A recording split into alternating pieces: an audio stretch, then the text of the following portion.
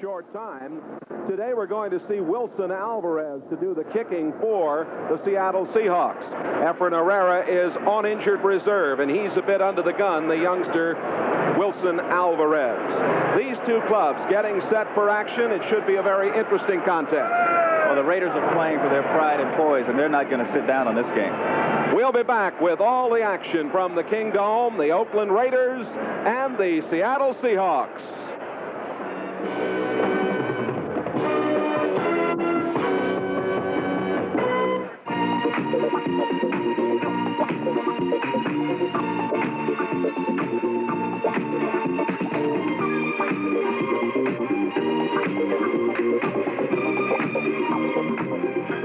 NBC Sports presents the best of the National Football League, the American Football Conference.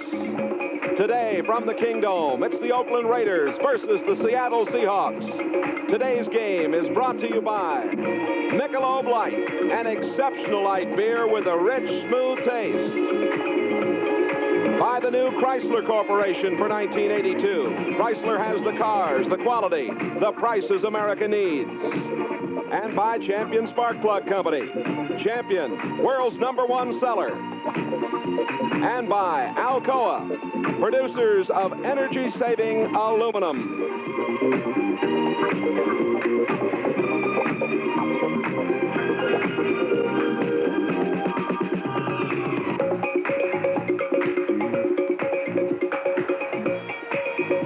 Here in the Kingdome, we're getting set as the Raiders have won the toss, and the youngster, the rookie Wilson Alvarez, born in Bolivia, will put it in play. He's taken over for the injured Efren Herrera. Whittington and Willis are back to receive.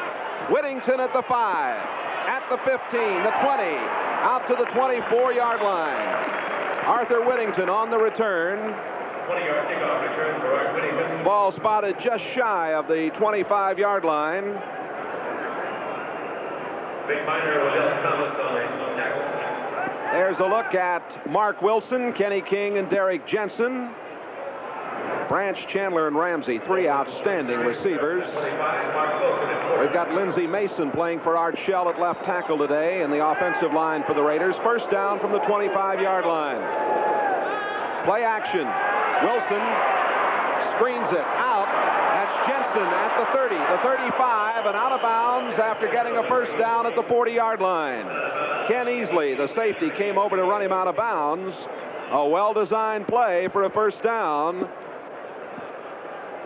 Oakland had said they wanted to run the football, and what do? They start out with play action. Mark Wilson getting the ball out on a screen, and you're going to see the rookie guard, number 60, Kurt Marsh. There he is on the left side of your screen, coming out with a key block. I talked to some of the players before the game in the Oakland locker room, and they said they have to run the ball well against Seattle. They started out with that play action, but they're going to put it on the ground, and here they go right with it. And it is Derek Jensen who caught the pass on the opening play. Jensen starting with 369 yards and a 3.8 average. Mike White made the tackle. White, number 70. Here's the defensive line for the Seattle Seahawks.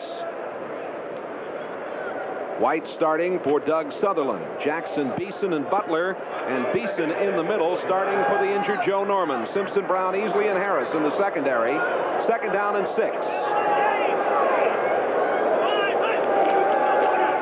This time, Kenny King crosses the 47.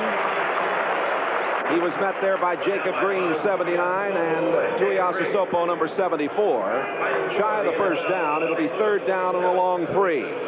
Third and a long 3, but the key is the Raiders have the ball on about the 47-yard line.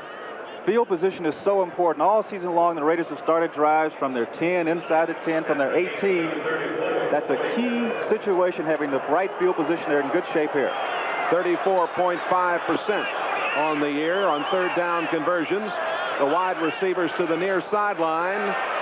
Mark Wilson in trouble. Wilson trying to run for the first down, and he gets it. As he crossed over the 50, a penalty marker went down. He's at the 48-yard line. Making the stop was Keith Simpson, the cornerback from the left side, number 42, who's sitting right there in the middle of your picture. Mark Wilson out of Brigham Young University. 45.6% of his passes. #1 draft choice. Jay, on that last situation, number 55, Michael Jackson, was blitzing. Let's wait and get this call. The referee is Gordon McCarter in his 15th year of officiating. And he's got a problem with the mic.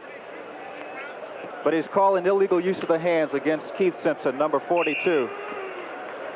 But the thing that forced, there you see number 55, Michael Jackson, on the blitz, coming inside of number 79, Jacob Green.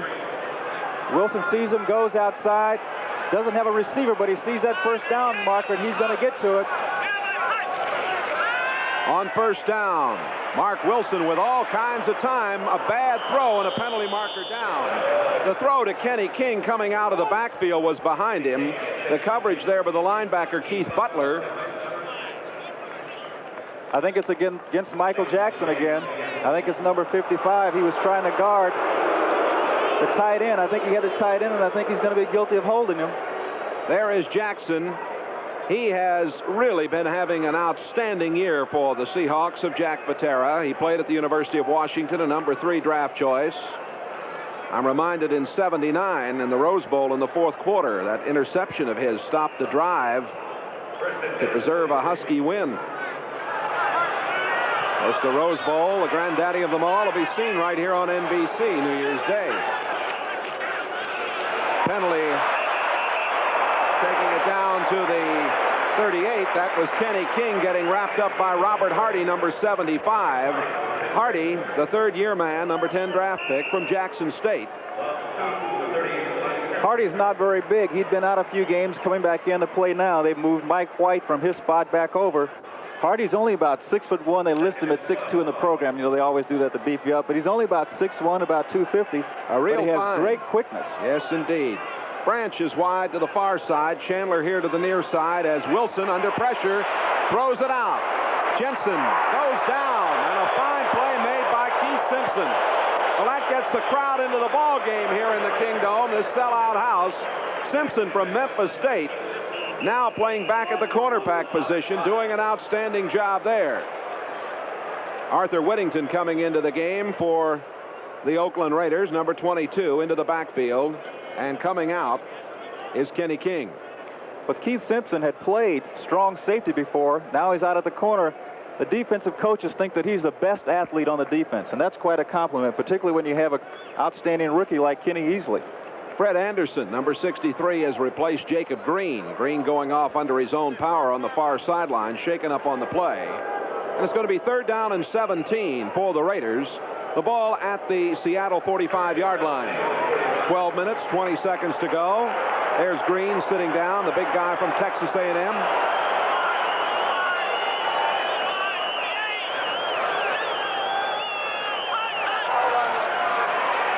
Wilson sets up quickly, has time, and it is almost intercepted. Dave Brown cut in front of Bob Chandler, the intended receiver, and almost made a big play. Jay, one of the things that happened in that situation, Wilson was trying to get the ball downfield to Bob Chandler in a deep curl pattern. When I first saw Wilson play in Kansas City, one of the things that I thought to myself is that he's taking too long to get rid of the football from when he decides to throw. He has a wind-up motion. The defensive backs watch that. When the quarterback starts to wind up, they start breaking for the football, and that could present a lot of problems for him. Ray Guy, number 2 punter in the AFC. Paul Johns is back to receive the punt. It's a high spiral. Johns lets it go, and it's into the end zone. Seattle will take the football at their own 20-yard line. When we come back, 11:56 left to play in the first quarter. No score. 48-year-old Jack Patera, his 6th season on the right. Tom Flores, 44 years old, his 3rd year as head coach of the Raiders, on the left. And first down for Seattle from their own 20-yard line with Zorn at the controls. Zorn uses play action, and he throws, and it is incomplete. Going for Largent along the near sideline. Monty Jackson on the coverage, number 42. Monty Jackson on the coverage, and one of the best defensive backs I ever played against was when he was with the Rams. But Zorn delivers this football on time, and you can't stop this pattern when it's thrown on time. The only problem is he throws it out of bounds. You'll see Largent makes a great diving catch. He has the football, but he comes down, the first thing that hits is his shoulder, and it's out of bounds. Paul Johns, number 85, replaces Sam McCullen for the Seahawks at wide receiver. Just the Otis Brown behind the quarterback on second down. That's Johns coming in motion. The pitch coming to Brown, and they were keying on him. Coming across was Hendricks to get a hand on him, slow him down. Otis McKinney, number 23, on the tackle. That'll bring up third down. It is Zorn working with Brown and Dornick. As you get a good look at Hendrick there. The Otis Brown has made a lot of difference, as we said at the top of the show. McCullum, Largent, and Sawyer, good receiving core. John Yarno anchoring the line with Newton and Bailey, Essink and August. Now we've got McCullum, Johns, and Largent, 3 wide receivers in there for Zorn to throw to as they bring the tight end Sawyer out of the game. Our referee, Gordon McCarter, has a problem on the field. He comes over to square it away, and now they're, I think, set to go.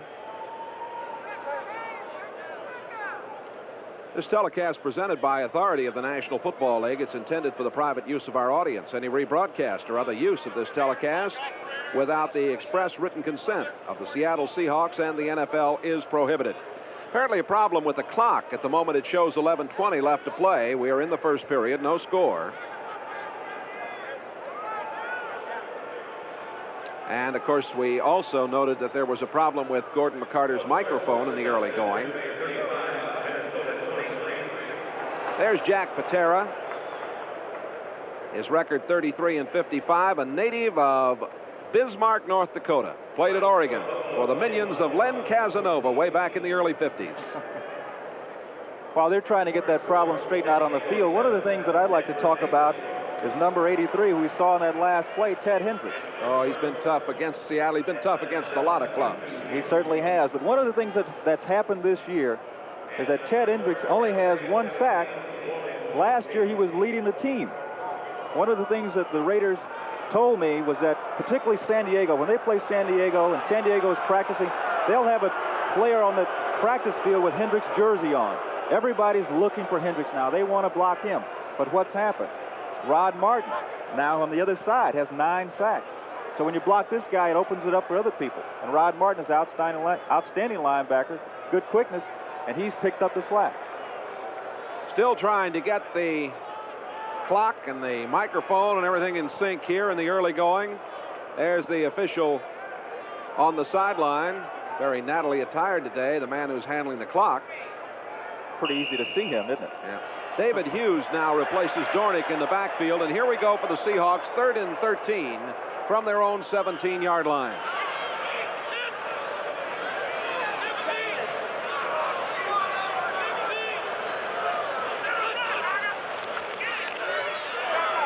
Zorn out of the backfield to Theotis Brown. He's over the 25, 30, first down at the 32-yard line.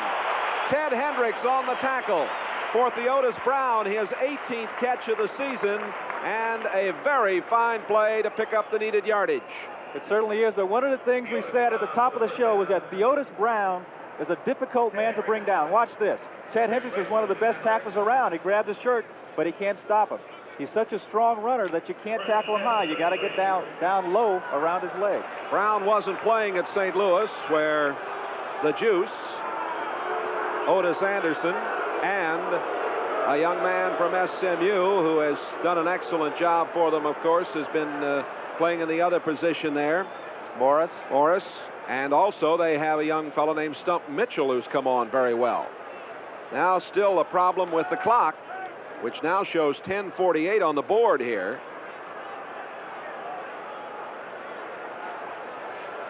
Looks as though the official is giving him instructions on what his signals mean from out on the field. Well, we might have, I don't know if this gentleman is a new clock operator or not. We might have somebody check that, but I don't believe he is. In the games that I've been here before, I think it's the same gentleman, so maybe it's just a problem. Here's a final score. The Jets shut out Baltimore today. Pat Leahy had 4 field goals in that game. Pittsburgh over Los Angeles, a shutout. First and 10 at the 33-yard line for Seattle. That's Largent in motion and up the middle. It was Theodis Brown to about the 36-yard line. Matt Millen, number 55, and Johnny Robinson, the rookie, number 68, making the tackle. Cincinnati keeps rolling. What a job the Bengals have been doing. 41-21, that one today. And the St. Louis Cardinals, behind the youngster from Portland State, Neil Lomax, now have won 3 in a row, all against AFC teams, 27-20 over New England. And Buffalo beats Washington 21-14. The Bills very much in the playoff picture. Zorn had a lot of time. Oh, a fine catch by Largent. That was not an easy ball, as my partner, Mr. Gene Washington, will be happy to tell you. Otis McKinney on the tackle, number 23, but for Largent, excellent concentration and fine movement to get himself in position to make this catch. Largent was coming in motion, came shallow across the field. Zorn is looking for him, waiting for him to break on. Look at this catch. Turns all the way around. Outstanding catch. This guy is such a great athlete. You look at him and you say doesn't have blazing speed. He's not big. How does he catch all of these passes? That was his 57th of the season, and he probably is headed for his finest year. Double tight ends now, John Sawyer and Mike Tice, 81 and 86 in the game as Largent comes out. It is first and 10 at the 44. And in motion, McCullum. The handoff goes to Theodis Brown over the 50, and he bangs down to the 49-yard line. Matt Millen, number 55, wrapped him up. Brown comes into the game with 391 yards and a fine 4.5 rushing average. This defensive unit on the field for the Raiders, the twos, John Matuszek with Robinson and Browning. The linebacking core, Hendricks, as you saw, playing in his 187th consecutive game. Hayes, Jackson, McKinney, and Owens, good secondary. Back into the game, Largent, an 8-yard pickup on the last play. McCullum comes out. Still 2 tight ends are there, 2nd and 2 at the 48. Largent goes in motion to the far sideline, and getting to the outside and getting the first down is Dornick. Dornick got to the 44-yard line. Monty Jackson, 42, and Matt Millen, 55, making the play. It was Oakland that wanted to control the ball on the ground, but at the moment the Raiders are doing it. Well, the Raiders did a good job at the line of scrimmage. Johnny Robinson plugging things up, but Dornick bounces outside. Everything's plugged up in there. He bounces outside. He sees where he has to go for the first down, and he gets it. And Dan Dornick is a kind of a ball player. Again, he's a little like Steve Largent. Doesn't look like a tremendous athlete, but always gets the job done. I said the Raiders are doing it. I meant Seattle is doing it. They're controlling this football very well as the clock is down to 8:42. Here's a little pass out to Dornick, and Dornick is shoved out of bounds after he got about a yard by Randy McClanahan, number 57. Dornick has caught 16 passes coming into today's action. He's rushed for 129 yards. He was the Pac-8 Scholar Athlete of the Year back in 1977, a fine performer out of Washington State. Dornick now comes out of the lineup, and they put the tight end back in there, Tice, the extra one, 86, along with Sawyer, 81. It's 2nd down and 8 at the 42. No score. The Kingdome in Seattle.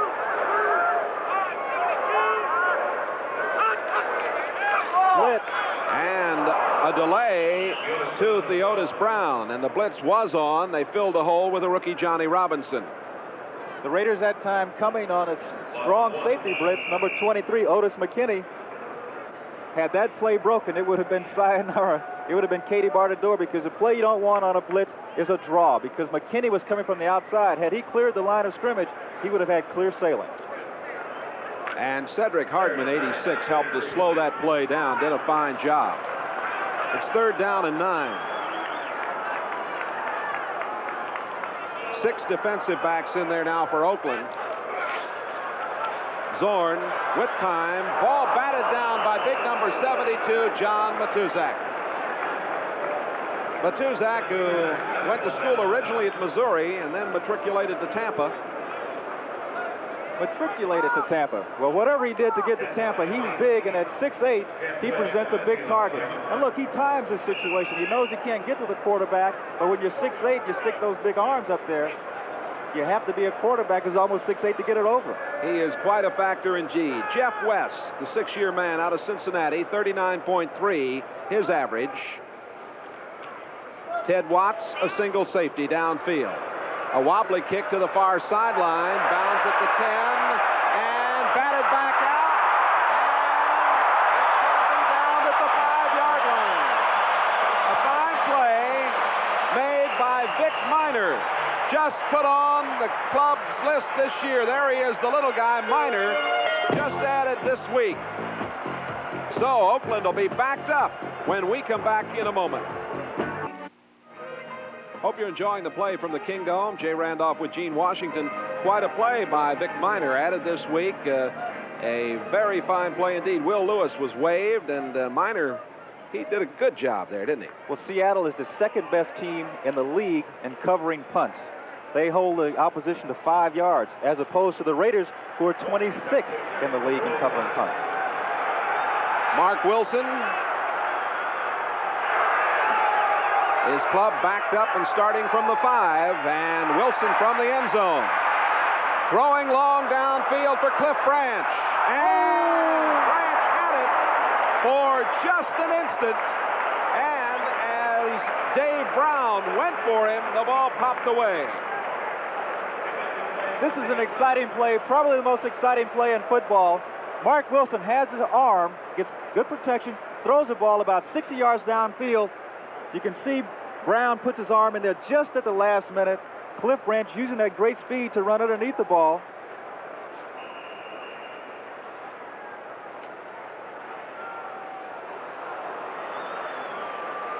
Here in the Kingdome, Jay Randolph with Gene Washington. Scoreless game. This pass out of the end zone to Mark Wilson for Cliff Branch. Couldn't quite hold it as Dave Brown made the tackle. Now on second down in a scoreless game, Wilson hands off to Derek Jensen. Jensen gets out to the 7-yard line before he's wrapped up by Robert Hardy, 75, and the safety man, Ken Easley, 45.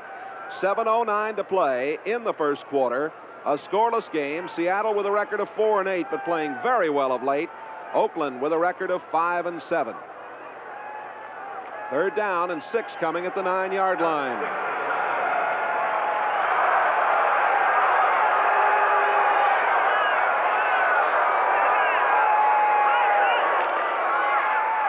Pitchback comes to Kenny King, and King is out near the 14-yard line, short of the first down.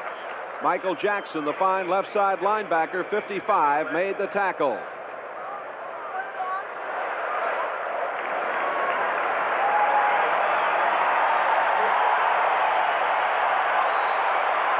On 4th and 1, it's going to be punting time for the Oakland Raiders, and Seattle's defense has done an excellent job here in the early going. Seattle's defense coming into this game, they haven't played particularly well against the run. As a matter of fact, there's only one team who's done worse. Seattle's 27th in the league as they've given up an average of 176.5 yards per game. They're not doing badly so far today, though. Second punt of the game for the talented Ray Guy, who's been having some back problems. There's a penalty marker down. Back is Paul Johns, takes it at the 35, over the 40, 45, midfield. Johns still going at the 40, down to the 35, and knocked out of bounds at the 31-yard line by the man who did the punting, Ray Guy. The fans love it. Johns brought that ball back, but I think Sam McCullum is going to be guilty of being offsides. Look at this replay. Does an excellent job. He's a wide receiver. The nifty runner gets up into traffic, breaks some tackles, gets to the outside. An excellent run back. But as I mentioned before, I think number 84, Sam McCullum, who's a starting wide receiver.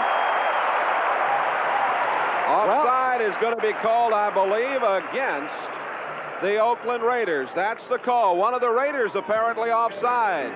When we come back, Seattle will have it at the Raiders' 31-yard line. No score. Here you see the punter, Ray Guy, who's an outstanding athlete. He gets over there to make the tackle on Paul John. But as you can see right here, when he makes the tackle, the running back or receiver comes down right on Ray Guy's knee. And there on the sideline, he went into today's game with back problems, spent a couple of days in the hospital in traction. If Guy can't do the punting, it would be Chris Barr or possibly Todd Christensen. Seattle at Oakland, scoreless. 1st and 10 at the 31-yard line for the Seahawks. Largent comes in motion. The handoff goes to Theodis Brown, and he dances down to the 27-yard line. Matt Millen, number 55, on the tackle. Millen played at Penn State, and how about the Nittany Lions yesterday, upsetting Pittsburgh 48-14. Did they do it in fashion? What a game that's going to be in the Fiesta Bowl. Oh. USC Trojans.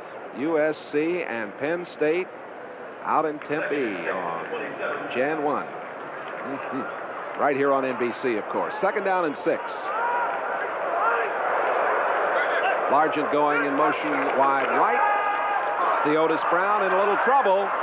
He got to the 25-yard line, a pickup of about 2, and Dave Browning, number 73, on the tackle. A little help from Rod Martin out there. As I mentioned before, has 9 sacks. They're the bowl games. Penn State 9-2 versus USC at 9-2. Congratulations to the Huskies on a great year. And how about Hayden Fry? What a job he did at Iowa. Clemson's undefeated. They'll come out of the Valley to play Nebraska, the Big Ten champions, or the Big 8 champions. I know that you happen to like Nebraska. Well, Nebraska's, you know, I'm from that Big 8 country.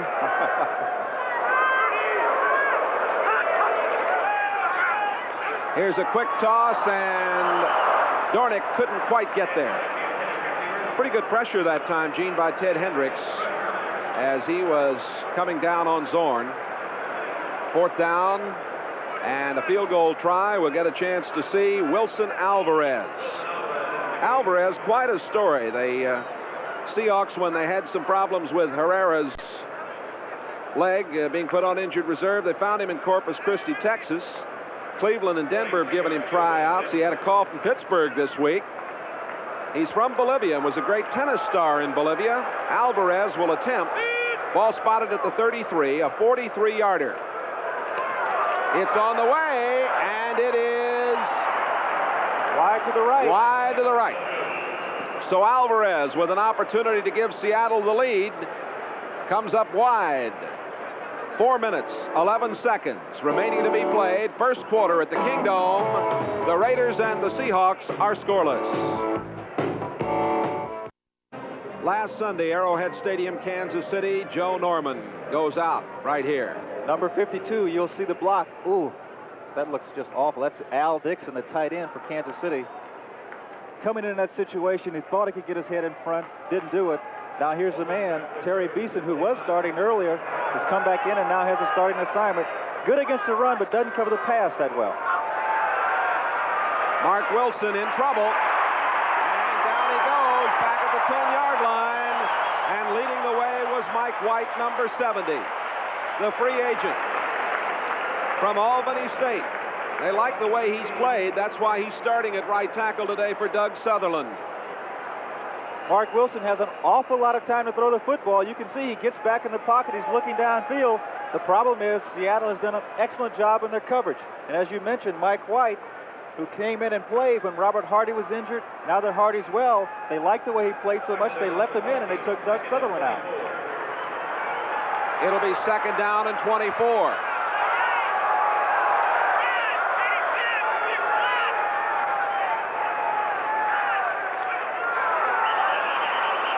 Penalty markers go down. Looked like it might have been Lindsey Mason, the left tackle, that jumped. There was some movement for Oakland. Well, I was going to say, I missed that one before when I thought McCullum was offsides. I think that I'm going to try again. I don't know if the official's microphone is working or not, but since you agreed that it was Lindsey Mason, I'll go that way too. All right, we're going to find out. We are told that Gordon McCarter's microphone will not be working this half, that they hope to have it straightened out by the time we start the second half. Word we get is that Ray Guy will probably not return to this game, so it will be either Barr or Christensen that would have to do the punting. That just compounds the problems that they're having on special teams already, Jay. 2nd down and 29. A handoff to Jensen.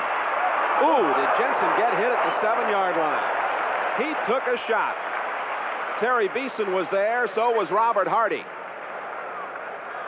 Beeson 58, Hardy 75. That was Dave Brown, the right cornerback that came in to make that pop.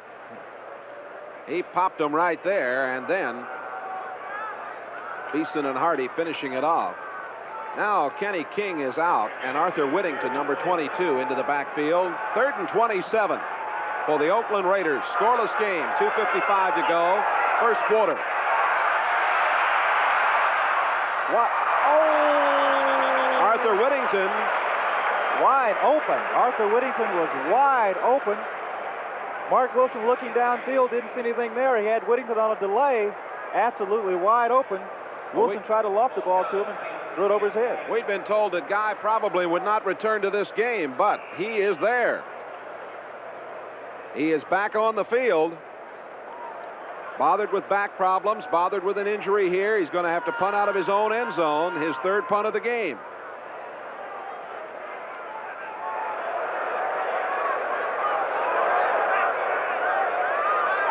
Paul Johns in the middle. Kick is rather low. There should be a return. He's at the 45. Johns gets to the 40 and out of bounds at the 38-yard line. Run out by Ted Watson, number 41. So Seattle again in very good field position. 2:41 remaining in the first period. No score. Well, college basketball is underway, and next Saturday on NBC Sports, our premier, Dick Enberg and Al McGuire, call the action. UCLA upset by BYU, but a winner last night over Pepperdine, 76-69. Goes against Notre Dame, Digger Phelps' club. They won 82-52 over St. Joseph's in Indiana last night. That's at 11 Pacific time next Saturday. College basketball on NBC. Zorn throwing and completing here to the near sideline to Dornick. Rod Martin, 53, the linebacker there to make the play. Oakland changing up their defense. Instead of playing man-to-man, they go into a zone. They drop the 4 linebackers back deep. Zorn sees it, throws out in the flat to Dornick, just as a little outlet pass. Rod Martin's out there, comes up, makes a stop. One of the things the Raiders must do, they say they must contain Jim Zorn. And by containing him, what they mean is that they don't want him to break the pocket, to escape and scramble. He can be very dangerous when he starts running around there. He buys his receivers all sorts of time, and they're nifty receivers, and they'll break open, and you get 6 points that way. 2nd down and 6. Largent to the far sideline. Up the middle, Theodis Brown inside the 30. And down to the 28-yard line. Burgess Owens, 44. Randy McClanahan, 57 on the tackle. Right there, Gene, you see the ability of Theodis Brown.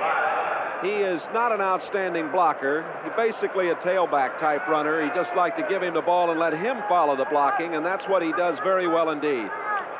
Well, the sign of a good running back is acceleration.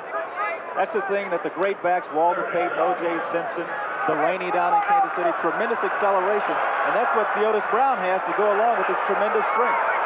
3rd down and 1. They've got Dugan and Boyd up there to give a little power in the line, and the handoff for the first down went to Dan Dornick. Dornick banging in there with the extra blockers. Dugan 66 and Boyd 68.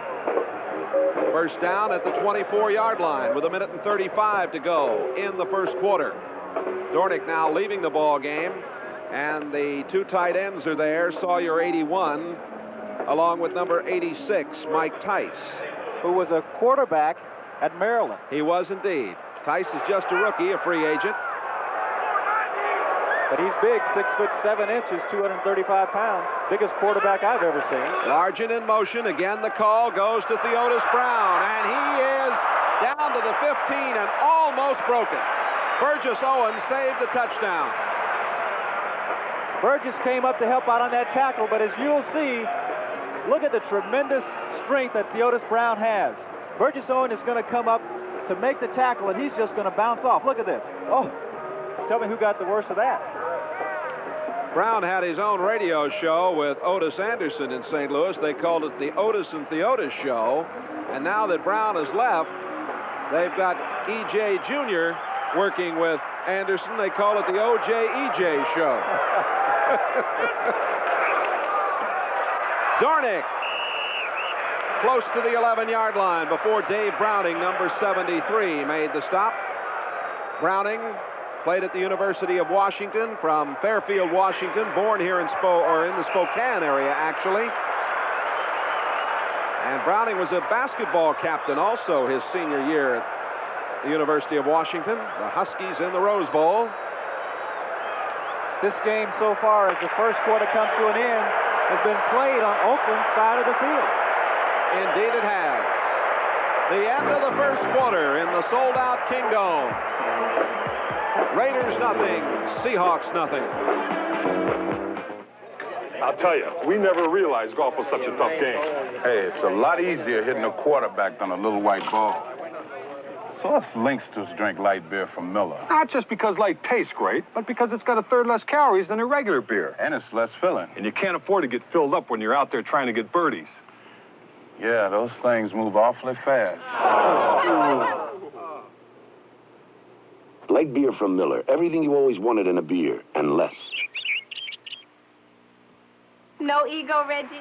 What's this? My Panasonic portable color TV. I'm using it for life. And this? That's my Panasonic 1.5-inch travel vision, part of my travel kit. And this? Now, how'd that Panasonic get there? And this? The room needed a view, so I got this big Panasonic. Reggie, why? Only Panasonic plays as brilliantly as I do. Panasonic TV. So lifelike, you feel you're part of the picture. With Gene Washington, this is Jay Randolph. We're in Seattle. They call it now the Emerald City. The Chamber of Commerce here had a contest to nickname this beautiful city in the Northwest. There are the first half statistics. A scoreless game. Seattle 1st and 10 at the Oakland 12.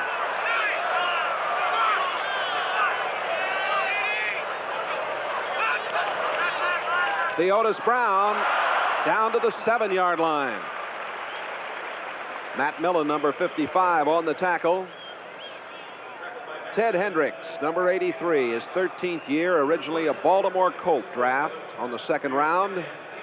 See him from ground level. He sheds that block and gets over in the action. As you mentioned, an outstanding player throughout his career. We came out of college at the same time. Tremendous person as well as a great football player. But let's talk about Seattle. Anytime the running backs are running as well as they are, that offensive line is doing a job. And we'll keep an eye on number 65, Edwin Bailey. And they say he really comes off the football and hits people. Hey, he's a rookie, number 5 draft choice. Brown again. Brown to the 5 and stopped there as Matuzak came up to halt him. There's Theodis Brown, but he's running into one of the guys who he's not going to knock back, and that's number 72, Big Twos. Twos Matuzak is not going to let any running back push him back. 31 yards here in the early going for Theodis Brown, who played at UCLA, has 4 touchdowns already this season for Seattle. Joined them just about 5 weeks ago in that trade from St. Louis. Here is 3rd and 2 at the 4-yard line. Largent left, McCullum right. Brown is in a slot right, and Zorn gets it out to Brown. Brown is down to the 3-yard line. They actually had Largent set out in the slot on the right side and Brown on the left as we look at it again. Ted Hendricks is going to come in from the left ear screen, but Jim Zorn gets rid of the ball in a hurry out to Brown. And look at that nifty movement. And look at that block by Edwin Bailey, who you mentioned a moment ago. Is that calling him, Jay? You're all right. We're early in the 2nd period. And we're going to get an opportunity to see Wilson Alvarez again with Zorn to hold at the 4:11 mark of the 1st period. Alvarez missed a 43-yarder. This will be spotted at the 12, 22-yard attempt. Alvarez replacing Herrera, has it up and it's good. And Seattle draws first blood here in the Kingdome. 12:40 to play in the first half. And the Seahawks lead it 3-0.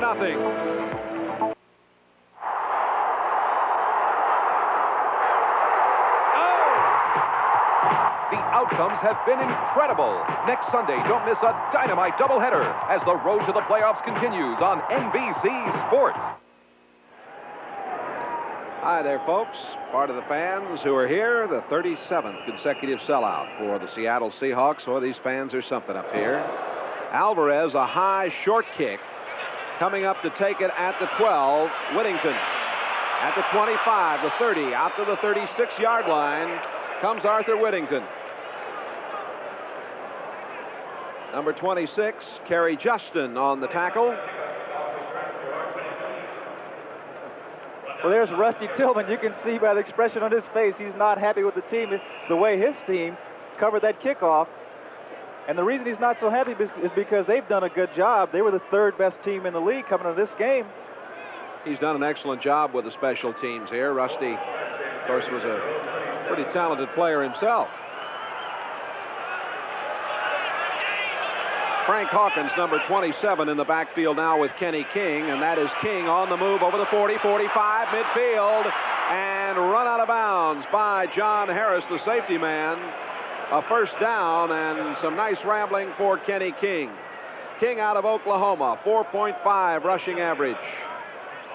Takes this ball on a sweep, and you're going to see he's going to break a tackle right here, and he's just going to simply outrun number 58, Terry Beeson, who's going to come in trying to catch up. And there's John Harris running him out of bounds. It's an example of the tremendous speed that Kenny King has, and has also turned into be a good receiver. Didn't catch many passes, though, at Oklahoma. Well, he's caught 24 this year for better than 200 yards. First and 10 at the 36-yard line. Seattle's leading 3-0. That's Frank Hawkins, the rookie from Nevada, Reno. Number 10 draft choice. Quite a find. Hawkins, number 27, the third all-time leading rusher in NCAA history, three-time All-American. He was stopped by Robert Hardy, number 75, and will be second down and 7. Going wide to the right, Bob Chandler. They slot Branch on the right side.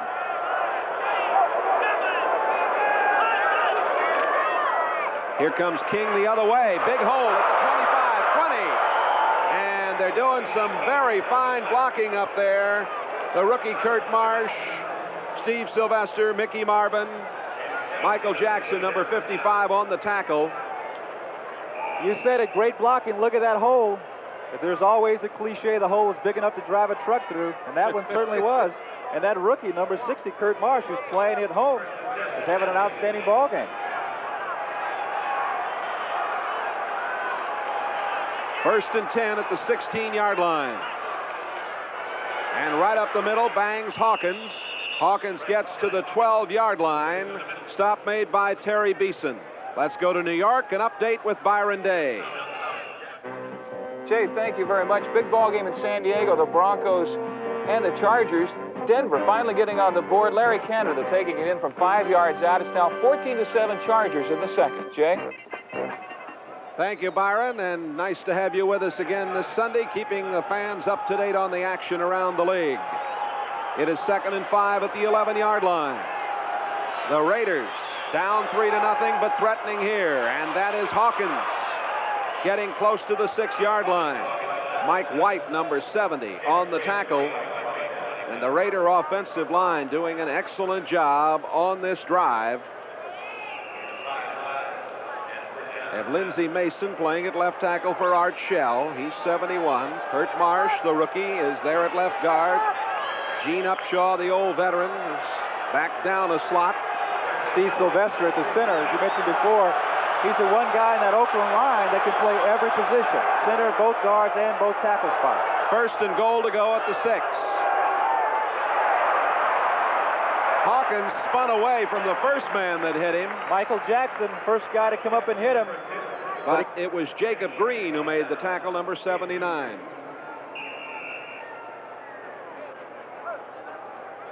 Ball is spotted at the 4-yard line. There's Tom Flores. He was a former quarterback, of course, at Fresno Junior College, his hometown. Then played at College of the Pacific, coached there, joined the Raiders.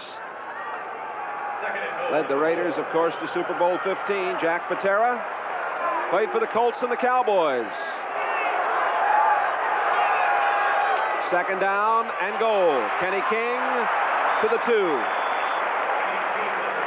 Tuiasosopo on the tackle, number 74. Mono, who had played inside at the tackle spot, has good quickness, and they decided to shift him out to the defensive end position. Made room for White and Robert Hardy in the middle. As I said, he has great speed, so that helps out on the pass rush. 3rd down and 2. At the 2 for the Raiders. The Seahawks leading 3-0. 8:45 to go in the first half.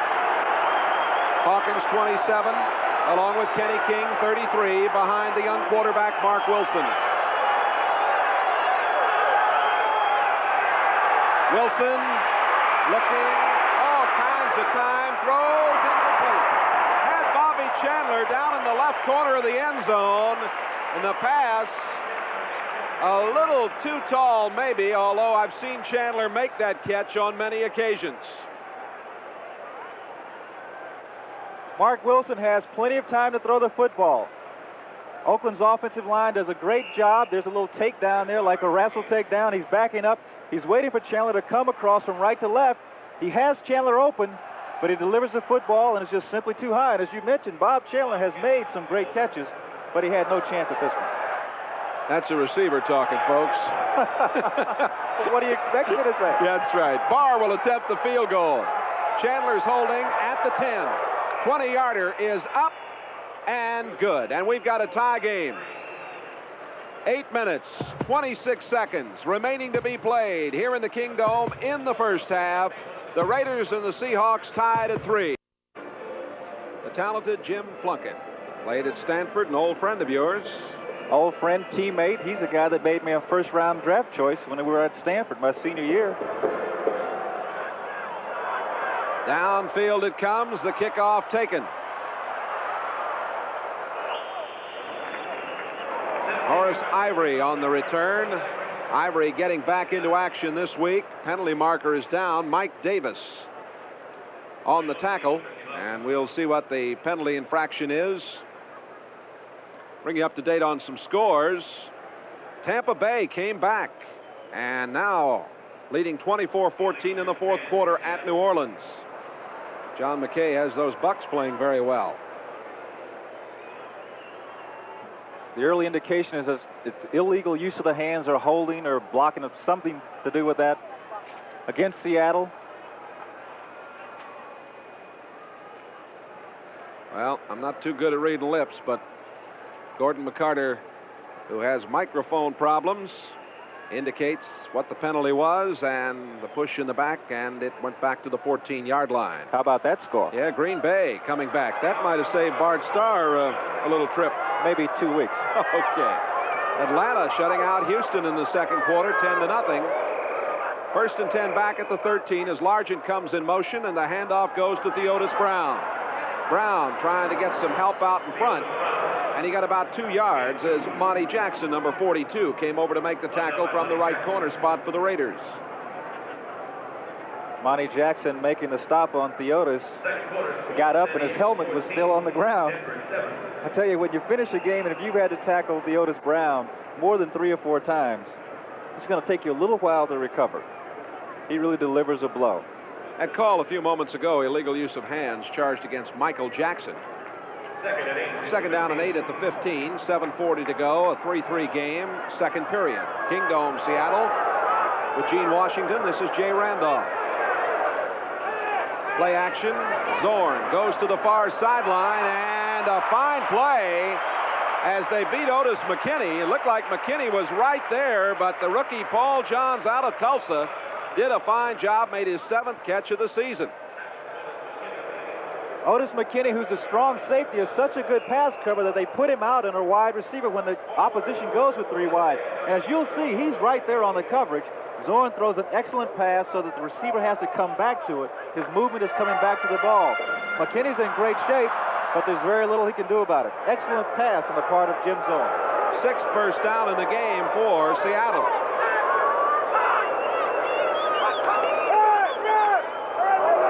Nothing there for Dan Dornick. Johnny Robinson, the rookie.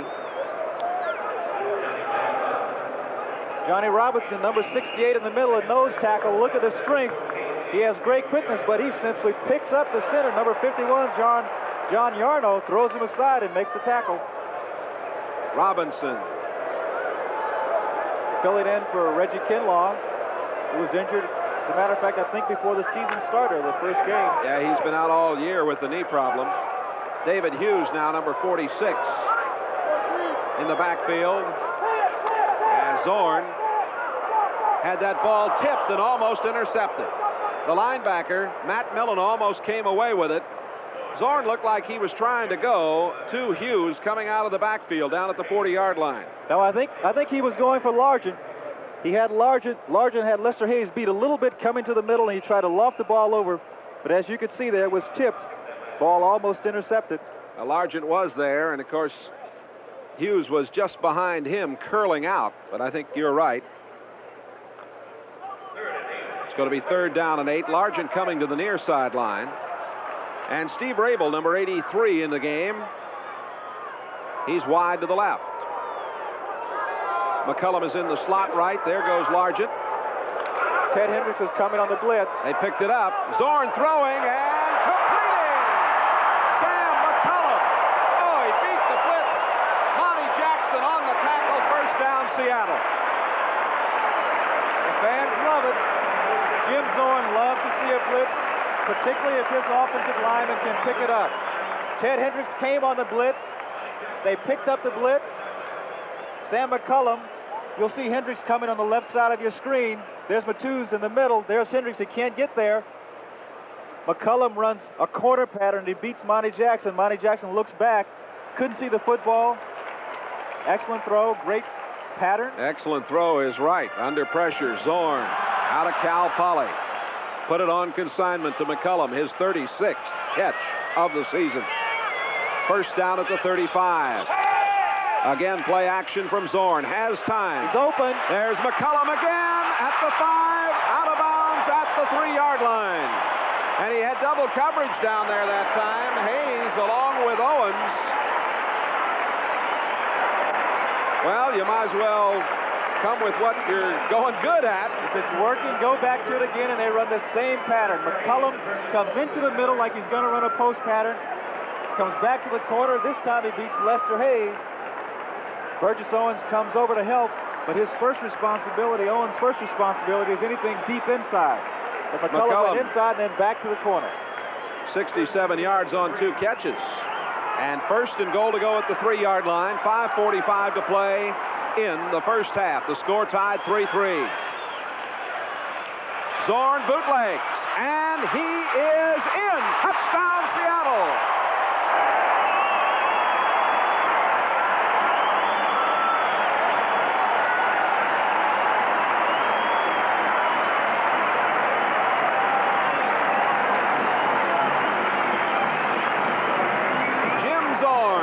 Seattle on top, and what a great block he got from 68 Dennis Boyd. This is run all the way. As soon as Zorn comes out from underneath the center, he tucks the ball under his shoulder. He's running all the way. That's a tremendous asset when a team has a quarterback who's very versatile and mobile and can run the football, because when he gets out in this situation, he still has that option to throw. Puts a lot of pressure on the defense. The point after by Wilson Alvarez, who earlier got the field goal, is good. 5:44 to play in the first half. The Seahawks 10 and the Raiders 3. Back with more in a moment. We pause briefly for station identification. This is the NBC television network. This is KING-TV, Channel 5, Seattle. Seattle leading at 10-3. Wilson Alvarez kicks off. This one's a boomer. Whittington back at the 1. At the 10. 15. Down he goes. Leading the way, Michael Jackson, number 55. Number 59, Rodell Thomas, the rookie from Alabama State. The scoring drive took 2:33. Zorn bootlegged it in, 87 yards and 7 plays. The Seahawks are leading it 10-3. Well, Rusty Tillman can be proud of his fellows on that time. Getting down and stopping the Raiders, holding them about the 15-yard line. Again, they're in poor field position. Now the offense has got to get that football out. They got to start playing on Seattle's side. Young Alvarez showed us a good strong leg. He had a lot of height on that ball, and it got it down to the 1-yard line, too. First down for the Raiders. Mark Wilson comes out to Hawkins. He's at the 20. Had to go to the safety valve on the right side. Michael Jackson made the tackle as Kenny King, excuse me. King got to the 22-yard line. But look at number 60 in the middle of your screen. That's the rookie, Kurt Marsh, who's filling in for Gene Upshaw. Playing alongside of him, number 71, Lindy Mason, playing for the injured Art Shell. And they're both doing a good job. Mark Wilson dropped back there, and he had all day to throw the ball. Branch coming over to the near side. Bob Chandler wide to the right. Up the middle, Frank Hawkins. Hawkins averaging 4.1 per carry. He just carried the ball 10 times for 41 yards coming into today's game. Robert Hardy, number 75, along with Keith Butler, the linebacker, 53, stalled him. Clock is running with 4 minutes and 35 seconds left to go in this first half. Jack Patera, his club leading 10-3. Patera, who coached the original Fearsome Foursome. Is that right? Yep. Did you know that? No, I didn't. He did. Now, a little later on, I'm going to ask you who those four fellows were. Out it comes to Frank Hawkins. And Hawkins is out to the 27-yard line, and Keith Butler again makes a fine play. Butler, number 53, out of Memphis State. Keith Butler is a very intense football player. Sometimes that intensity can get him in trouble because he'll overplay situations. He's settled down a little bit because he's gotten more experience, but he's a nice guy to have on that other side. But the linebacker is having a great year. He missed a few tackles today. Is number 55, Michael Jackson. Yes, they say he's a candidate for All-Pro this year. No question about it. 2nd and 7 at the 29. Wilson again has got lots of time over the middle. There he is, Cliff Branch, first down, 41-yard line. Dave Brown, the right cornerback, and Michael Jackson, the linebacker, made the tackle. But if we're going to get this much time for Mark Wilson and let Branch do a little freelancing out there, they're going to have some problems. If Wilson has this much time, he's going to have a good football game because he's got the arm. Take a look at Henry Lawrence, who's done a good job blocking on probably the leading sacker on the Seattle team, and that's number 79, Jacob Green. 1st and 10, 42. We've got the Arthur Whittington now, number 22, in the backfield with Frank Hawkins. King and Jensen sitting it out. On first down from the 42. Long pass for Chandler. Oh, almost intercepted. It looked like it. John Harris looked like he might come away with number 8. Harris has 7 interceptions. He's tied with Ray of the Jets. And that looked like number 8 for a moment. Wilson had Chandler running down the field with Dave Brown. When he threw the football, he led him, trying to get him to run under it, but I don't think he saw number 44, John Harris. There you can see 7 interceptions for 2 touchdowns. That's not bad. Ray of New York tied with him. Then comes Sheldon Harris. On 3 occasions in this game, when Mark Wilson has gone long, he has been too long. 2nd and 10 at the 42, penalty marker down, and the pass wide of the intended receiver, Bob Chandler. Chandler, boy, you know, there were people back in Buffalo who used to rap that fellow as not being tough, but he's come back after having his spleen removed and after the Denver game and hung in very tough. Well, I don't know how he got that rap back there, but I tell you, he is one of the truly great athletes. You hear that phrase an awful lot about a player being a great athlete.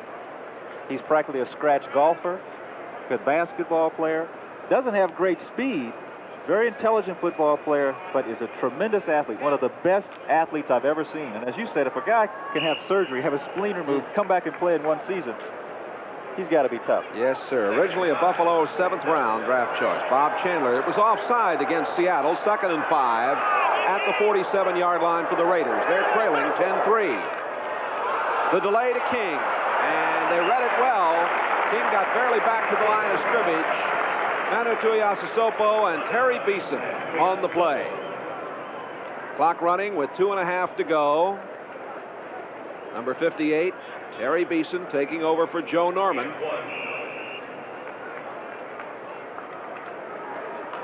Talking again about Bob Chandler. He's been in 2 situations where he's been open. The football wasn't delivered to him properly. That can be very frustrating The problem is that if he starts to compensate for the quarterback, they're going to have real problems. He really has to be disciplined now to stay with his pattern. Wilson throwing high, intending for Derek Ramsey, the big tight end.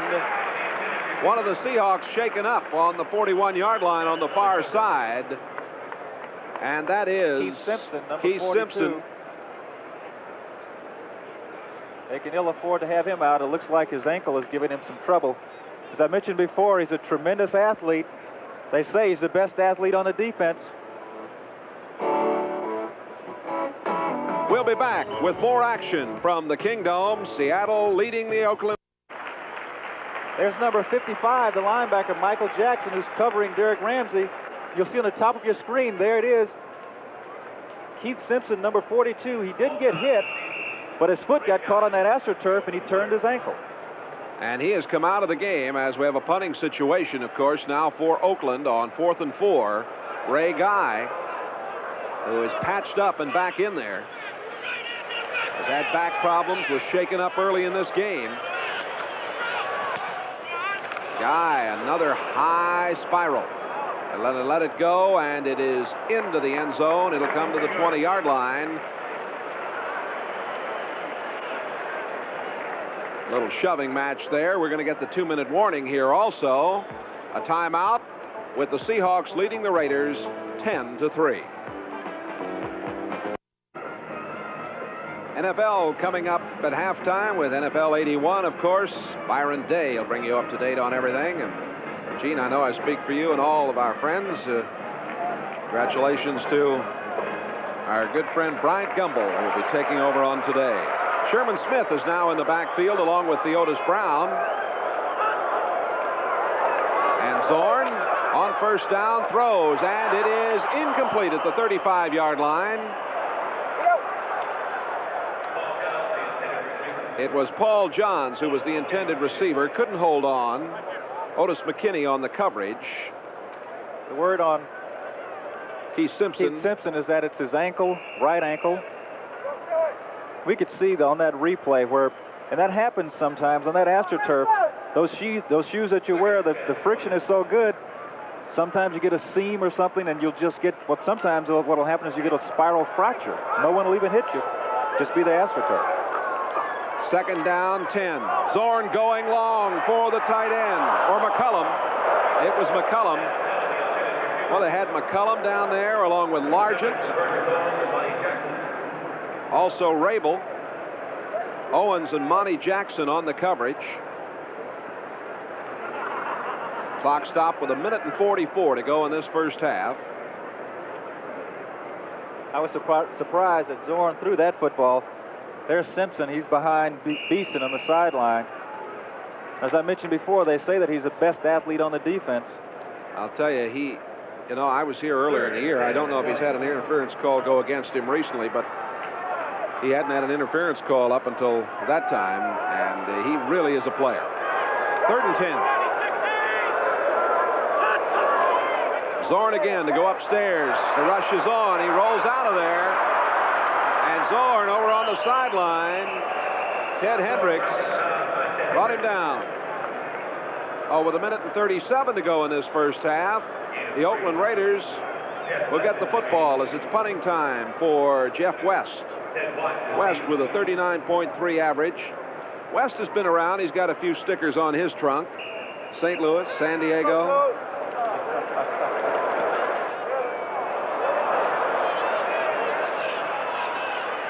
Fair catch called for by Ted Watts, and the Raiders are going to get the ball at their own 43.5-yard line.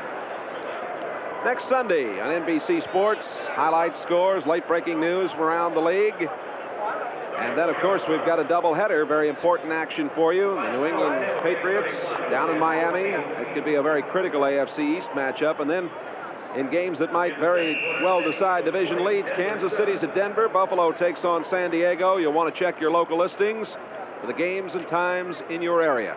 Next Sunday, the NFL on NBC. Jack Patera. In 78, he was the NFL Coach of the Year for the great job he did with this young club. Wilson on the run. Down he goes at the 50, short of a first down. Jacob Green popped down on him. along with number 26, Kerry Justin. Justin is now playing for Keith Simpson at the cornerback spot. The Raiders are going with 3 wide receivers. Number 81, Morris Bradshaw, is into the game, split out wide to the right. And the throw to the far sideline very nicely to Morris Bradshaw. The 8-year veteran from Ohio State planted himself along the sideline, took it in, stepped right out. Has done an outstanding job on special teams since he's been with the Raiders. Number 81, Morris Bradshaw, and I think that's one of the problems why they haven't done so well in their special teams, because when Bradshaw had to step in for the injured Bob Chandler, that took him off the special teams. That was the 22nd catch of the year for Bradshaw. Branch. And Bradshaw wide to the right, Chandler to the left. Blitz. Down he goes. Not to be denied was Mike White, number 70. The free agent who played at Cincinnati. Number 55, Michael Jackson, coming on the blitz, causes some people to go for him. Number 70, Mike White, we mentioned before, wasn't a starter, had to come in and play for the injured Robert Hardy, doing an outstanding job coming through for the sack. And we'll be back with more from the Kingdome right after these messages. Jim Plunkett is quarterback of the Super Bowl champion Oakland Raiders. In his 11 years in the NFL, he's known great moments of victory and periods of despair. But Jim Plunkett always kept trying. He never gave up. Hello. It's a lesson I learned from my parents, and they taught me never to quit. You see, both of my parents were blind. That never stopped them. They raised a family. They gave me a chance to be whatever my vision could make me. As a United Way volunteer, Jim teaches others the lessons that his parents taught him. Sometimes the mere sharing of the beauty in a single flower can open a new experience for someone, even if they never see it. Perhaps through people who cannot see, we can all come to understand and learn the lesson that life is what you make it. And what you make it is up to you. You know, thanks to you, it really does work for all of us, the United Way. Jim Plunkett, quite a gentleman, and the preceding announcement was furnished as a public service by the National Football League. Plunkett, of course, had that hand injury earlier this year, and that caused some problems, more, I think, than the Oakland Raiders were ready for. Hurt his thumb in the first game of the season. He's the type of player that won't complain. He didn't say very much about it, but people were wondering why he was throwing the ball so poorly, and that was the reason, a sore thumb. And here is incomplete. And now a penalty has been called back downfield against Michael Jackson as the pass went to Arthur Whittington along the sideline. He was out of bounds, but a personal foul against Jackson, and boy, is he upset. Michael Jackson has had a frustrating afternoon. We mentioned before that he's all-pro caliber, but he has missed some tackles today. He's going to be guilty of probably roughing the pass in this situation. Sometimes, as you well know, Gene, you get your gears revved up too fast. That happens. Never heard it put quite that way, but I think it means the same thing. Personal foul.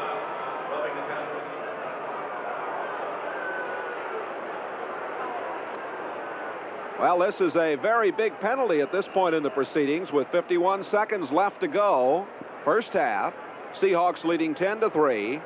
The Raiders have it at the 33-yard line. The Raiders with 2 timeouts remaining.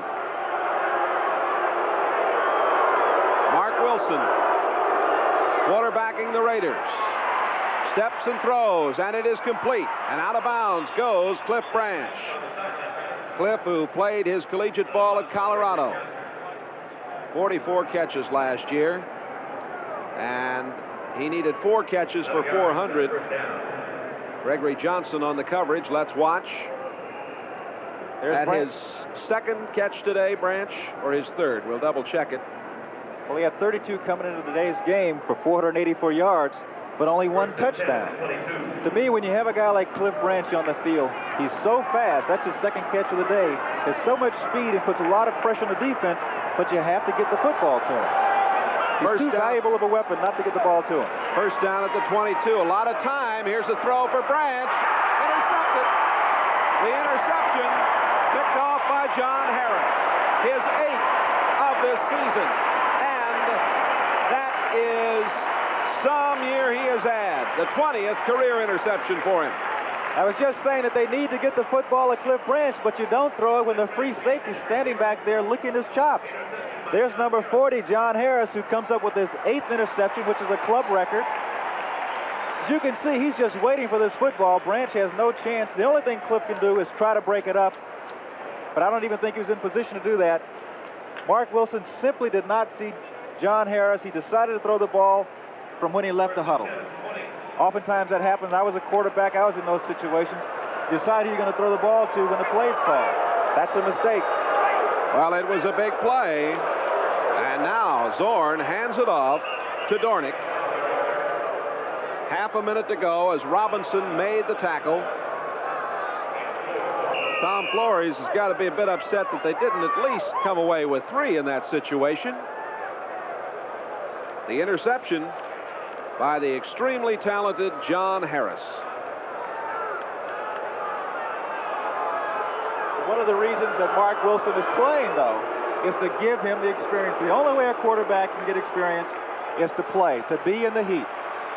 And he's getting his baptism this season.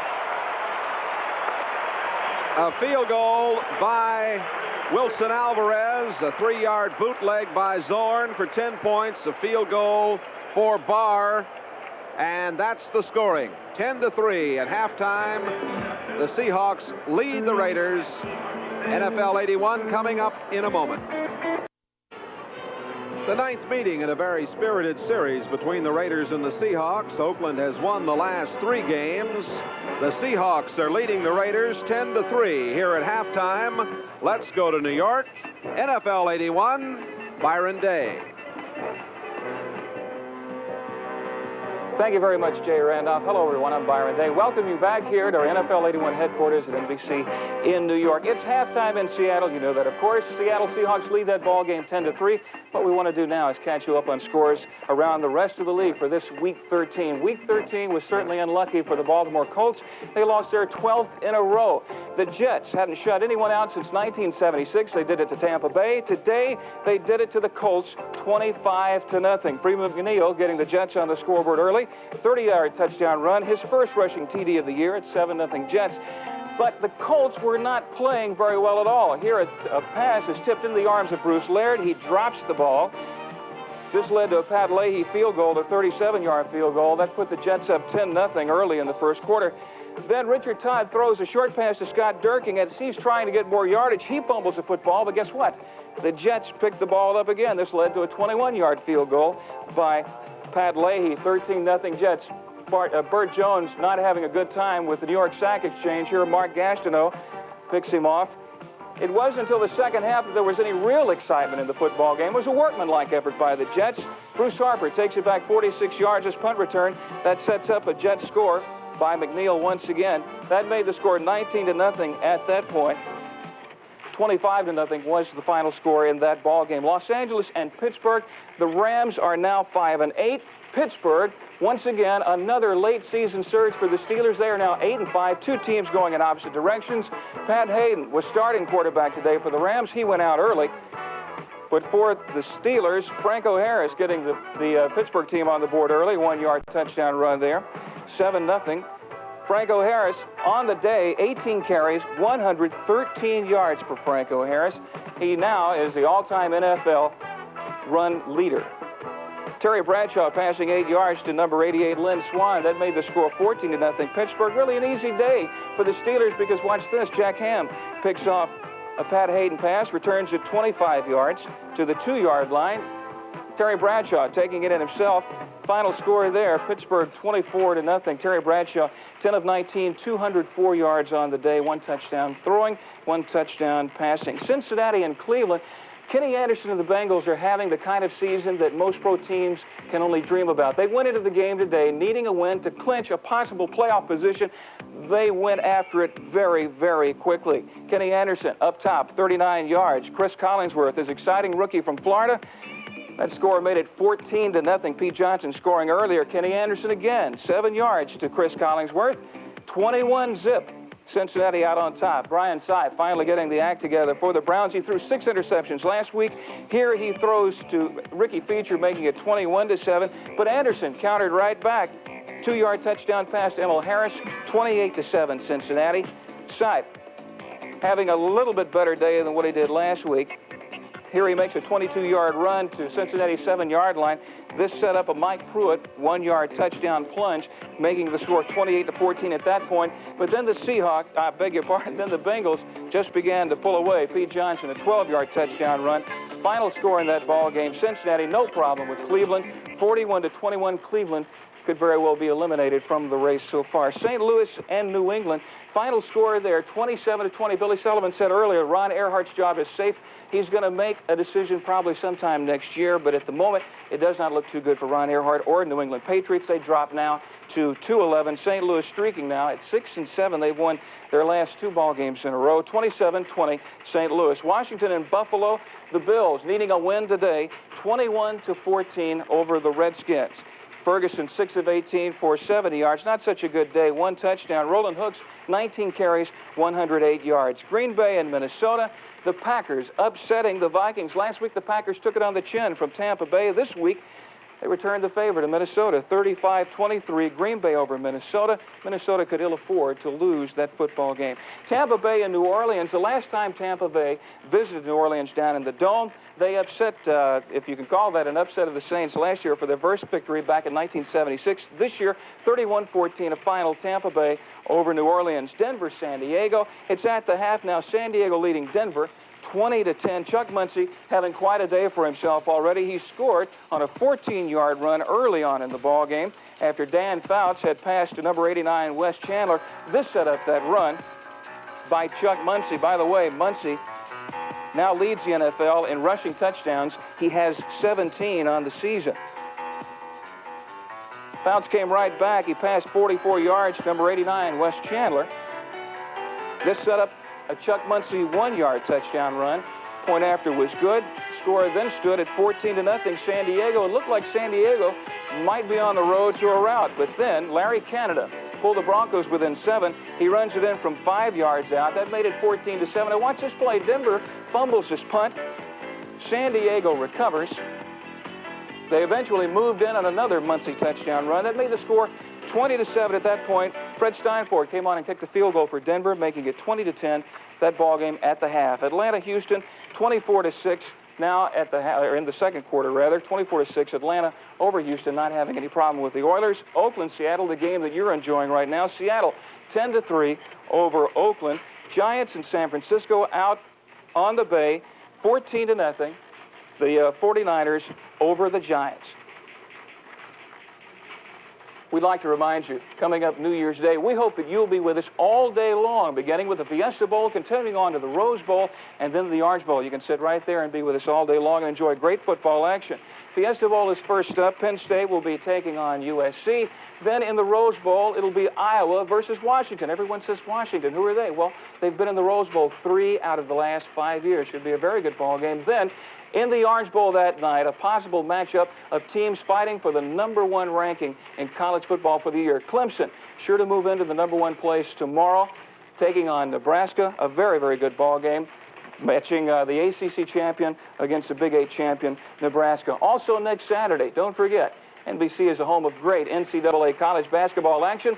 We've got a great game to start it off. UCLA taking on Notre Dame, 2 o'clock Eastern time, right here on NBC. You're caught up on all the scores of the day. Now let's return to Seattle. Jay Randolph and Gene Washington. Thank you very much, Byron Day. The Seahawks leading the Raiders 10-3 here at halftime in the King Dome. NFL 81 halftime activities will continue in a moment. We'll be right back after these messages from your local station. This 1981 National Football League game is brought to you by Old Milwaukee Light. We've got the taste of light right. Old Milwaukee Light. By the new Chrysler Corporation. For 1982, Chrysler has the cars, the quality, and the prices America needs. By Sears Roebuck and Company. You can count on Sears. And by the award-winning wines of Ernest and Julio Gallo.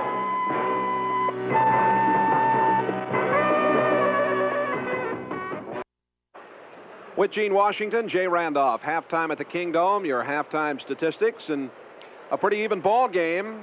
The Seahawks are leading at 10-3. The difference being a 3-yard touchdown romp by quarterback Jim Zorn on the bootleg. That came at 5:44 of the second period. But, Jay, look at the difference in net yards passing. The Raiders only 34. Seahawks 110. Mark Wilson obviously is going to have some problems being a young quarterback. He had a couple of situations at the end of that first half, throwing that interception. As you mentioned before, they should have come away with some points at that spot, if nothing other than the field goal. There's the cast on the left arm of Chris Barr. Barr had that broken arm against Miami. Barr is now, of course, with these Raiders, and Jim Breach doing the kicking for the high-flying Cincinnati club. Back to receive, Horace Ivory and Eric Lane. It's Lane nearest the camera, number 37. Ivory, number 32. So it is 10 for the Seahawks, 3 for the Raiders. Here we go to the second half. Hope you'll enjoy it wherever you are this afternoon. And Horace Ivory downs it in the end zone. It'll come to the 20-yard line, and the Raiders will start from there. Or Seattle will start from there, I should say. The Seahawks with Jim Zorn, the 60-year man from Cal Poly, Brown and Dornick. McCullum, he had a good first half. Largent and Sawyer. Essink, Bailey, Yarno, Newton, and August. First down from the 20-yard line.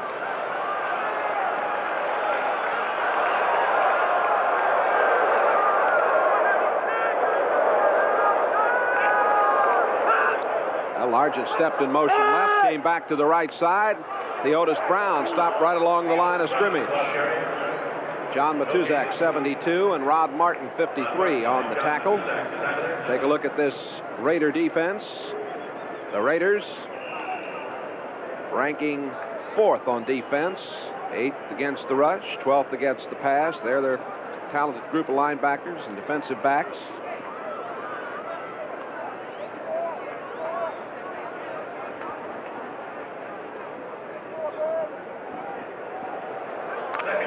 Be second down and 10 at the 20-yard line.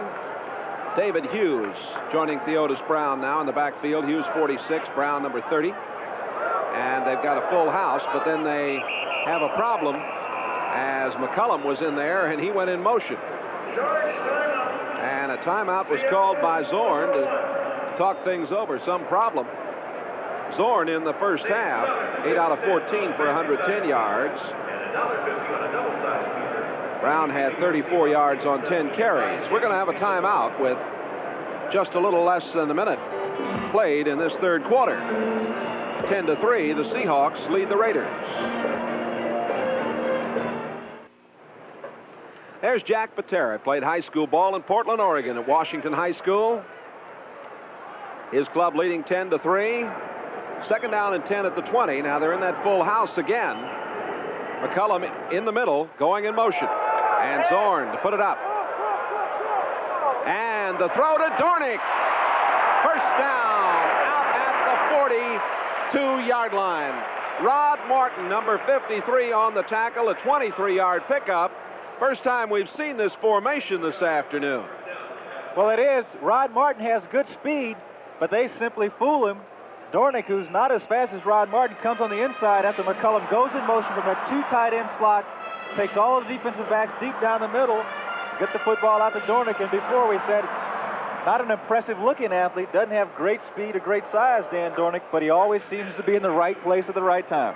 3 catches for 28 yards. Coach Patera, Jerry Rome, and Howard Mudd and all the group, they're liable to try anything. Here, now this time offside on the extra tight end in there, Mike Tice. The former quarterback at Maryland jumped off on the right side. That time, in the middle of the full house, they had Largent going in motion. Maybe they're bringing in plays from the sidelines. McCullum coming in, alternating with Largent. As you said, they put him in that full house, and what that allows him to do is to go in motion to either side, and they can change the strength of the formation. Let's see if Gordon McCarter's microphone has been fixed here at halftime.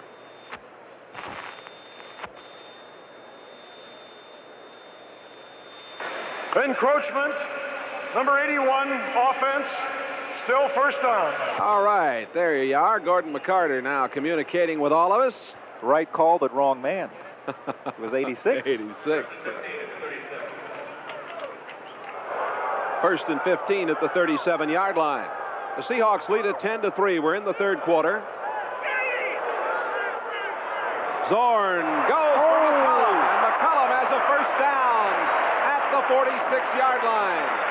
Made the catch in front of Burgess Owens. Makes a great catch. McCollum goes down. Zorn's dropping back. Sees him coming open, breaking in the middle of that zone. Look at this catch. He went up really high, pulled that ball down. When a receiver gets in that position, he's around a lot of guys in the zone. You know you're going to take some punishment. But he forgot about it and went up and made a great catch. The guys on the sidelines congratulate him. Very intelligent football player, Sam McCollum. That's where the concentration counts. Zorn is 10 of 16 for 149 yards.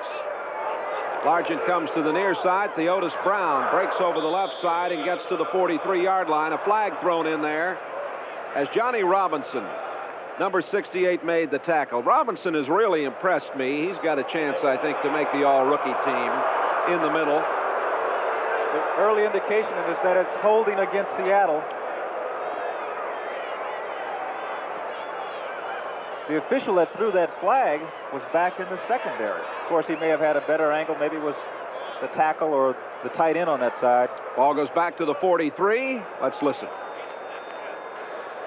Holding, number 86, offense, still first down. Call goes against Mike Tice, the tight end. It is 10-3 here, Seattle. San Diego at half by 17 over Denver. Chuck Muncie, his 18th touchdown of the year, late in the second period. Atlanta in the lead over Houston. On 1st and 20, they set up a screen out to Theodis, and he's at midfield at the 45, still going at the 40. Got a block. Theodis Brown at the 20, at the 10, and out of bounds at the 5-yard line. What a splendid effort. 51 yards for Theodis Brown, and Burgess Owens came over to save the touchdown. What a play. The fans here in Seattle love it. Theodis turned on the speed. The Raiders drop back into a zone defense. Their linebackers are deep. Zorn does a good job of pulling the defensive lineman up, gets a screen out here. Now watch these blocks. He gets some great blocks. There's a little clip. Gets a block from Largent there. Now he's going to outrun number 68, Johnny Robinson. There's Robinson, and as you mentioned before, Burgess Owens comes up and saves the touchdown. Into the game for the Raiders. Number 75, Howard Long, the rookie from Villanova. There's Theodis sitting it out. Handoff goes in to Sherman Smith. Smith in there, number 47, the 6-year man from Miami of Ohio. Another fellow was a quarterback in college. Smith with 221 yards and a 3.2 rushing average coming into today's play. San Francisco, what a job they've done. 14-3. Johnny Davis scored for San Francisco, and then Joe Montana ran in for 20 yards. Danilo has the field goal for the Giants. Second down, goal to go at the 3. Banging in there is Smith. Touchdown!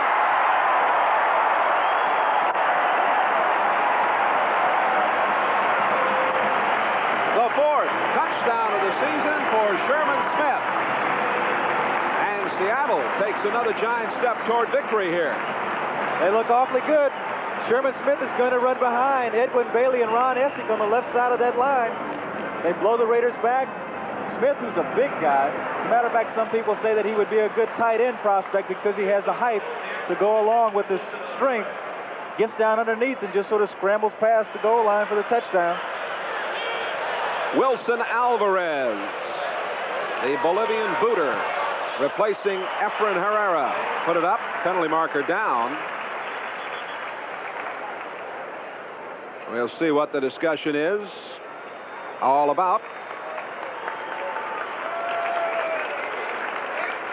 Side, defense, the try for point was good. The penalty carries over to the kickoff. Well, you heard the explanation from referee Gordon McCarter, who is an industrial sales representative. You see some of this crowd as the Seahawks have gone out now to a 17-3 advantage with 12:13 left to go in the third quarter. What a difference the Otis Brown has made to this Seahawk ball club. We mentioned that right at the top of the show. And let's mention that on Saturday, Sports World brings you two undefeated heavyweights. Tim Witherspoon, they call him terrible. Alfonso Ratliff. They'll battle it out, a live 10-rounder from Atlantic City. Plus, the champions of the East meet the champions of the West in the U.S.-China women's dual gymnastics meet. That's all Saturday on NBC Sports World.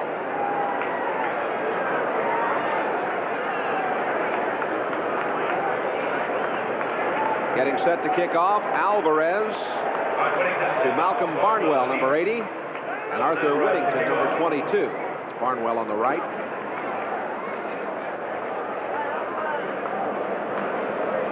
Jay, the Raiders in the third quarter have only scored 20 points, which is the lowest output in the third quarter of any team in the league.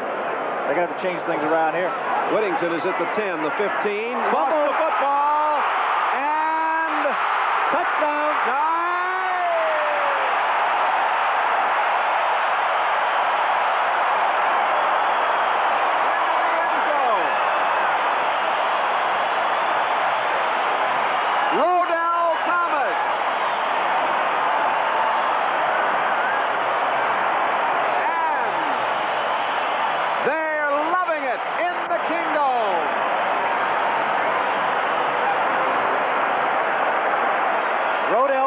From Alabama State. You can see the helmet hitting right on the football, pops loose. Rodell Thomas came from the Miami Dolphins, a free agent. He was a tight end in college. Wilson Alvarez puts it up. And with 12 minutes left to play in the third quarter, the Seattle Seahawks 24, the Oakland Raiders 3. 2 touchdowns in 13 seconds. You see number 86, the ex-quarterback Mike Tice puts his helmet in there and knocks the ball away. When it rains, it pours. Everything's going the way of the Seahawks. And I don't have to look in the book. I can tell you that's Rodell Thomas's first touchdown in the NFL. Tom Flores got to be a little perturbed at the proceedings. The kickoff coming down, and that is Kenny Hill on the return at the 20 to the 25, falls forward at the 27-yard line. Turnovers, of course, play a tremendous part in this game. Gene Lakier.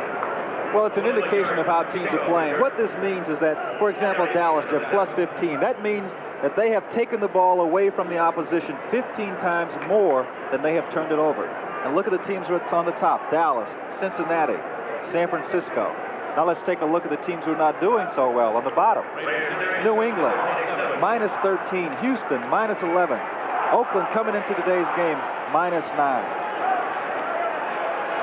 A statistic that shows great importance. Handoff to Kenny King, another fumble.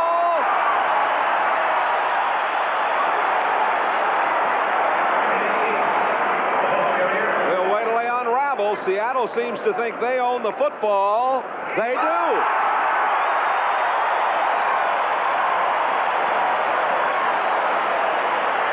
Kenny King coughed it up. In underneath the pile, coming out of there, number 74, Manu Tuiasosopo, and a dejected Tom Flores. There's Tuiasosopo, the big Samoan. Well, we had 2 touchdowns in 13 seconds. We might have 3 here in a period of about 30.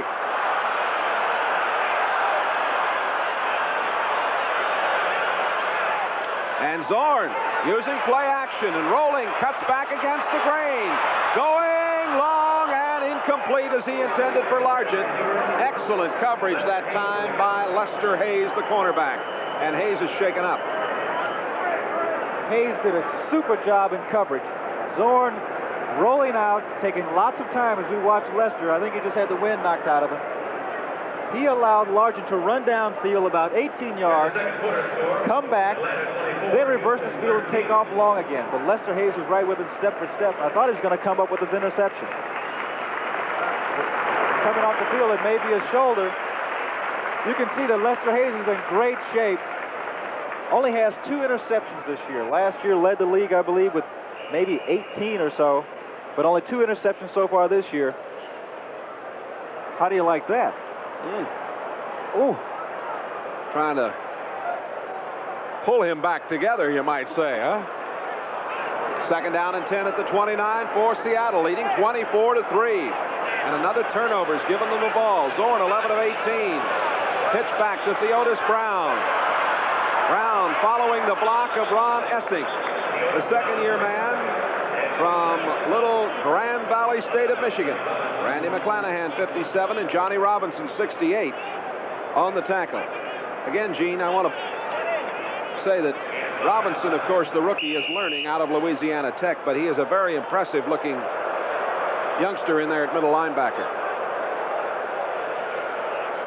Dornick coming back in along with Mike Tice. McCullum goes out. 3rd and 5 at the 24. Hayes is back in the lineup. There's Robinson. Number 4 draft pick. Has 5 sacks this season. Dornick and Theodis Brown. And in motion, that's Largent. Zorn throwing for Dornick. Oh, he couldn't quite get there. That's the same play except on the other side that they worked earlier. Same exact play, almost the same result. The only difference is, as you'll see this time, Zorn gets some pressure and has to release the ball a little sooner, a fraction of a second before he wants to. You can see Chad Hendricks coming in, putting the pressure on. He has to throw the ball a fraction before he wants to. Dornick was wide open. He couldn't get the ball to him. What they're doing there is isolating the receiver one-on-one with the linebacker, that time Matt Millen. Field goal try for Alvarez at the 32, a 42-yard attempt. It's long enough, wide to the right. 11 minutes, 21 seconds remaining to be played in the 3rd quarter. The Seahawks have come up with 14 big points to lead it 24-3. There's the score in the Kingdome. Seattle dominating Oakland. Gene Washington, the pride and poise boys from Oakland, have not had a losing season since 1964 when they were 5-7-2. As I said before, when it rains, it pours. You all know it rains a lot here in Seattle, in the Emerald City, right? Not raining in here. Zorn, or check that. That is not Zorn, of course, but Wilson off to Kenny King. Looking at Zorn's statistics, he's having a very fine game. Beeson and Jackson on the tackle. Beeson playing for Joe Norman today. Norman out with a knee. Joe, we hope you're getting along well. I know you're watching this afternoon. There is Zorn, and this young man, you know, was much maligned in the early going this season. He's 11 of 19 and had an excellent afternoon. But again, we can't overemphasize the importance of having Theodis Brown to take some of the pressure off the passer. Mark Wilson, and incomplete. Kenny King. And King getting into it with Michael Jackson over there. Jackson has been on his muscle throughout the afternoon. That was not Jackson's fault. Kenny King was frustrated because the ball was thrown poorly, quite frankly, thrown behind him. Jackson was going over. He could have delivered a blow, but he held up. You'll see Michael Jackson go over, and he sees that Kenny King has not had the football, and you'll see he holds up. So he could deliver a blow right there. King is frustrated, as I'm sure a lot of the Raiders are. But Michael Jackson's not going to take anything, particularly when your team's out in front. You don't have to, right? 3rd down and 8.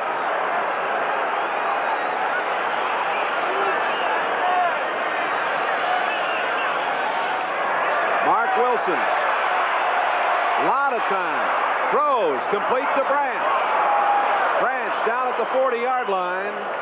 That is the 3rd catch of the afternoon for Branch, and he is 1 away from 400. Mark Wilson played at Shorecrest High School. He's from nearby Bremerton, Washington.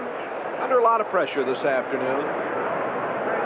Getting the ball out here to Cliff Branch, who's just an outstanding receiver. Hadn't had a lot of passes thrown to him, as I mentioned before. Only 1 touchdown so far this year. But what a player he has been for the Oakland Raiders. The play action. And Branch, he had number 400 right in his hands. You won't see that happen very often, but, well, when things go sour, as you mentioned, Gene, that's the way it goes. Branch has 3 catches for 38 yards. That one hit him right in the hands, went from his hands to the bread basket, then to the AstroTurf. 10 minutes and 26 seconds remaining to be played. We are in the 3rd quarter, and the Seahawks are leading the Raiders 24-3. The Raiders, Super Bowl 15 champions. 5-7 their record. Wilson gets it out to the far sideline to Ramsey, the tight end. Ramsey still on his feet. Fine effort by Derek Ramsey, the 4-year man from Kentucky. He's a fellow who has developed very fast. Kerry Justin playing the left corner. Justin, number 26, on the tackle. Well, Derek Ramsey playing ahead of Ray Chester. Gets out into the right flat. The Seahawks are in the zone. You'll see he makes a good move right here, number 55, Michael Jackson. Little sidestep. Gets about another 10 yards out of that. Ramsey scored on a 66-yarder last week, the longest reception for a touchdown this year for the Oakland Raiders, a 25-yard pickup there. Coming out of the game for Oakland, big number 70, Henry Lawrence. And it appears that maybe it's an equipment problem. It is. Bruce Davis is going to go in as his replacement. Davis is a 3rd-year man from UCLA, improving a great deal, we're told, a number 11 draft pick. And they're going to attend to Henry Lawrence, the big guy from Florida A&M. Wilson has completed 10 of 19 for 103 yards in this game. He's thrown an interception. Branch, along with Chandler, both set to the left side. 1st and 10 at the 35. Handoff to Whittington. Whittington inside the 30 to the 28-yard line. Wrapped up by Michael Jackson, number 55, and Kerry Justin also over there. Let's pause briefly now for station identification. This is the NBC Television Network. This is KING-TV, Channel 5, Seattle. With Gene Washington, Jay Randolph at the Kingdome, 24-3, Seattle. On 2nd and 3. Wilson again with a lot of time. Out it goes to Jensen, and he dropped it. The Oakland Raiders are having a rough afternoon, especially when it comes to concentration on catching those passes.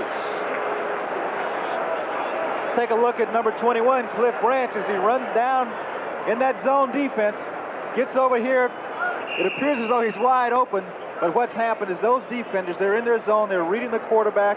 They saw Wilson deliver the football out into the flat to Derek Jensen, and as you said, it appears as though maybe the problem is concentration. Sometimes you get a little over-anxious trying to make up for things. In this situation, maybe he was trying to run before he caught the football. Nevertheless, he missed it. They can't afford to do that. Keith Simpson out with an ankle injury, probably won't return. On 3rd and 3, Wilson goes down. Jacob Green on the sack.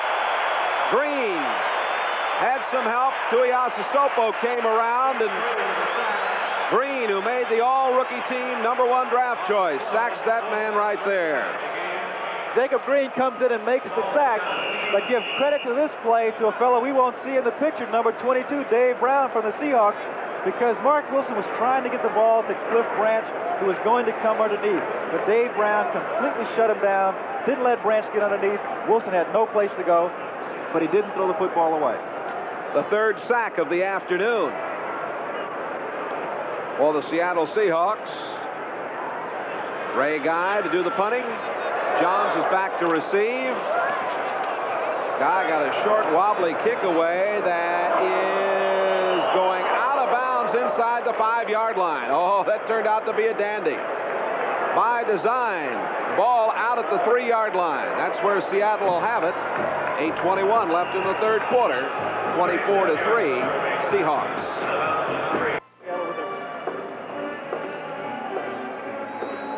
First and 10 coming up at the 3-yard line for the Seattle Seahawks, who lead at 24-3.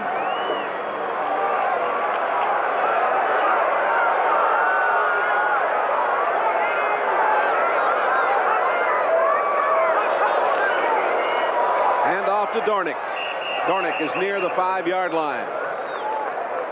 Big guy bumped down by Randy McClanahan, number 57. The Raiders want to get back in the ball game.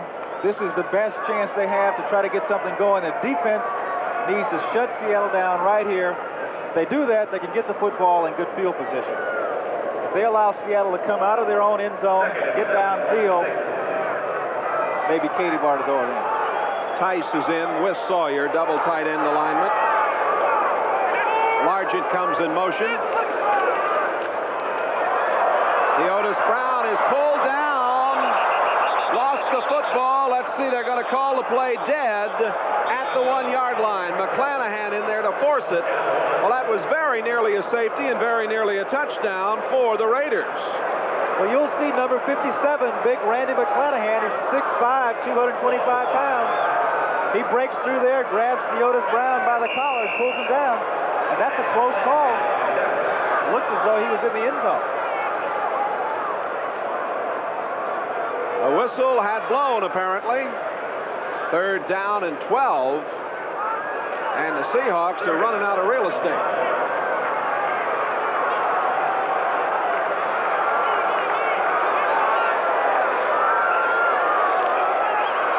Theodis Brown to the 2-yard line.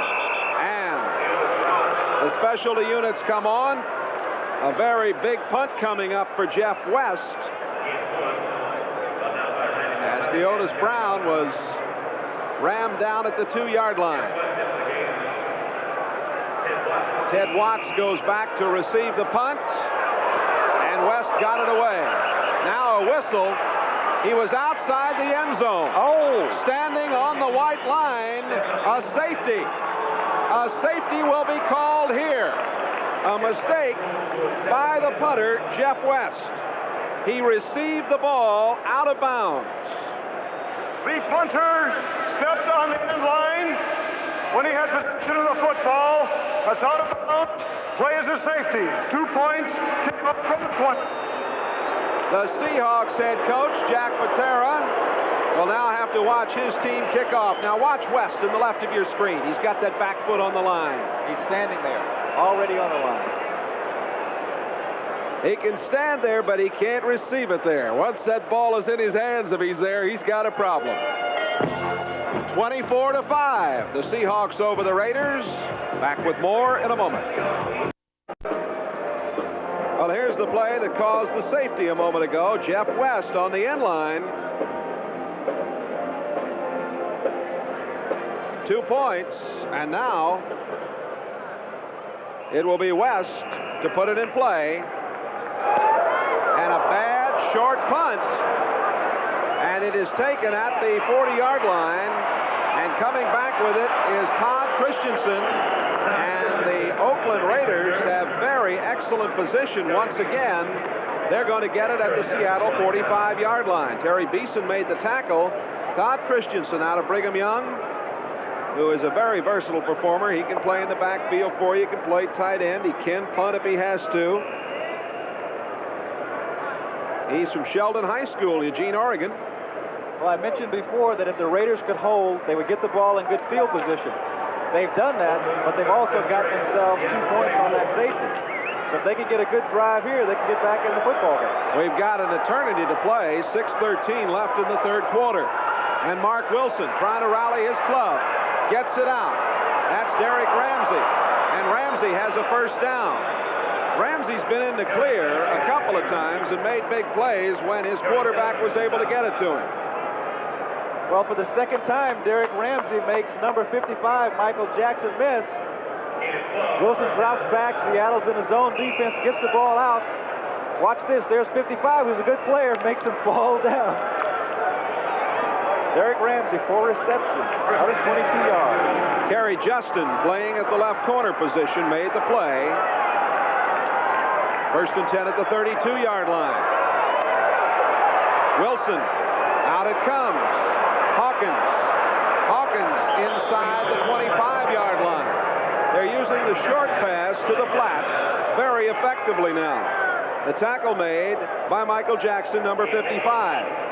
The clock running with 4 minutes and 45 seconds remaining in the third quarter. The Seahawks led 10-3 at halftime. Are up 24-5 right now here in the third quarter. Chandler and Branch to the left side. Up the middle, Frank Hawkins to the 20 and inside the 20 at the 19. Stalled there by Keith Butler, number 53. A first down. There's Terry Beeson in the middle, who's playing for the injured Joe Norman.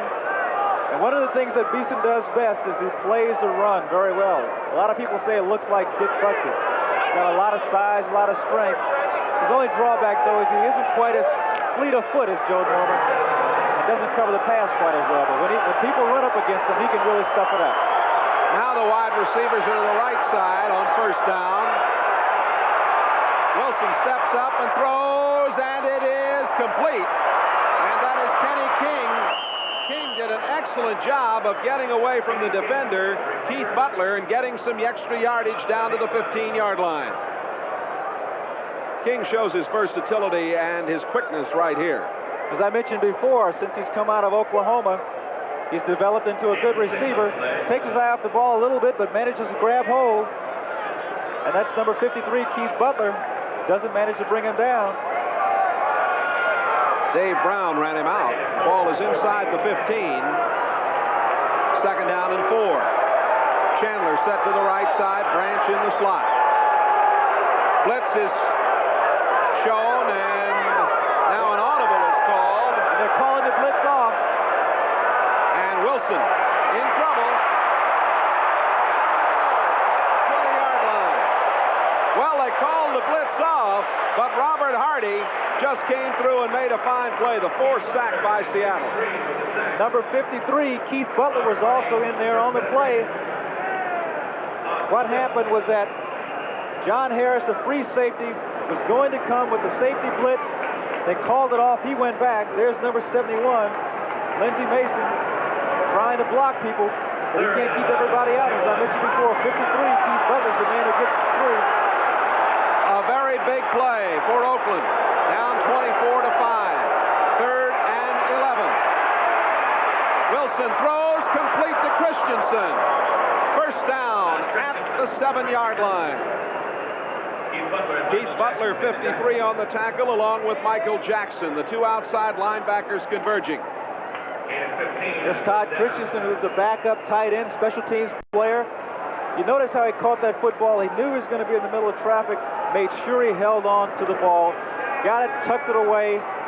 But getting down in this situation, they really want to come away with a touchdown. Not only will they get back in the football game, but will also give the quarterback some needed confidence. 7th catch of the season for Christensen. Kenny King to the 5. Running head on to number 75, Robert Hardy. Hardy's doing an excellent job up front, having a very fine year. Robert Heartburn Hardy, they call him. He'll give you a heartburn. He sticks that head in there. Second down and 5. The ball at the 5. Clock running with 3:05 to go. Wilson is 14 of 24 for 142 yards. Touchdown. Wilson's got it. You called it. Oh, wait a minute. Well, I'm saying no because I thought it was a touchdown. And the official ruled, evidently official ruled he didn't control the ball enough because he caught the ball in the end zone. Let's take a look at it again. It's Derek Ramsey all alone. The ball was thrown low, but Free safety blitz. You have to have control of the football. Well, I don't think he did. Well, Jay, it's a very tough call, but the ball was coming out. I'm always on the side of the receiver, but I think he has control of the football. Look at that. Gathered it in pretty good, didn't he? Yep. That's a tough call. That's a tough call. Third down. Wilson throwing complete this time. Derek Ramsey. There was no doubt about that one. No doubt about that one. Coming back to redeem himself, he catches that football and pulls it into his chest. As I mentioned before, what this does is it gives Mark Wilson confidence. Throws the ball right in between the zone. Seattle that time choosing to play zone instead of man-to-man. Ramsey just caught his third pass for 42 yards on the day, and Oakland has battled back in with 2:48 left in the third period. Chris Barr, Penn Stater. See Penn State, of course, in the Fiesta Bowl against USC. Blocked! Looked like Mike White, number 70.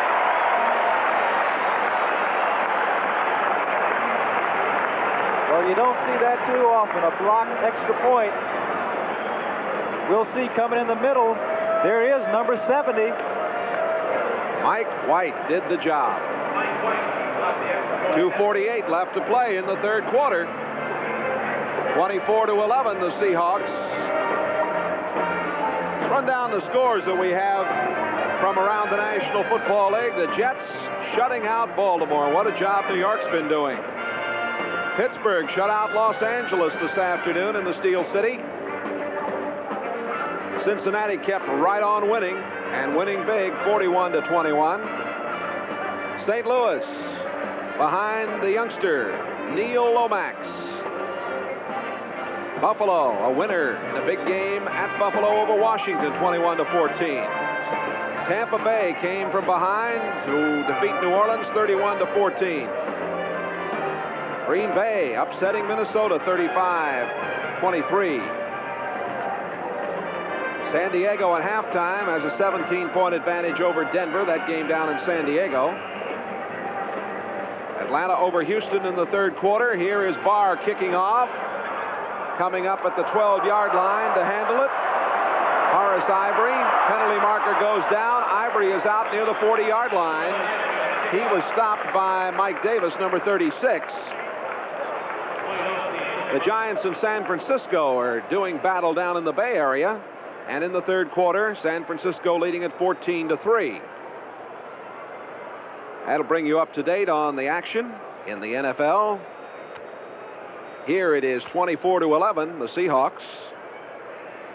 And we're going to have a penalty stepped off against Seattle.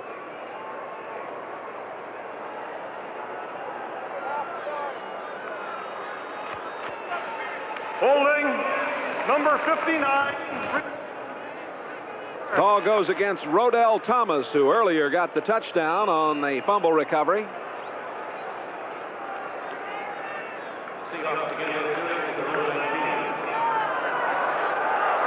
The Raiders down by 13 points. 24-11. The Seahawks first and 10 from their own 19. Largent in motion. The pitch back to Theodis Brown. And the play made by Big Dave Browning, number 73. Browning, who played at the University of Washington, and very intense, and playing back at the end position now. Seattle again going with their two tight end offense, maybe going to the well once a little too often. Dave Browning coming in, he just shot through the gap, made the tackle. Theodis Brown has 31 yards on 15 carries. Fine play by Browning. Second and 14. Largent comes to the near side. Sam McCullum is set left. Zorn using play action. The left-hander going down the far sideline. Incomplete. He was trying to get it to Mike Tice. Rod Martin did a nice job. The linebacker was out there one-on-one with him. And Martin the fifth-year man from USC, a former San Francisco 49er, made a fine play. 49ers would love to have this guy back again. As you mentioned before, he gets out there and he makes a good play because Mike Tice certainly has a height advantage. He's 6'7" tall. Seattle going with a two tight end offense, but I'm sure that at the halftime, the Raiders went in and they came up with some way to defend against that because Seattle had been so effective with it in the first half. Zorn 11 of 20. Facing third down and 14 from his own 15-yard line. A minute and 45 to go, third quarter. Three wide receivers in. Paul Johns, number 85, is flanked out to the left.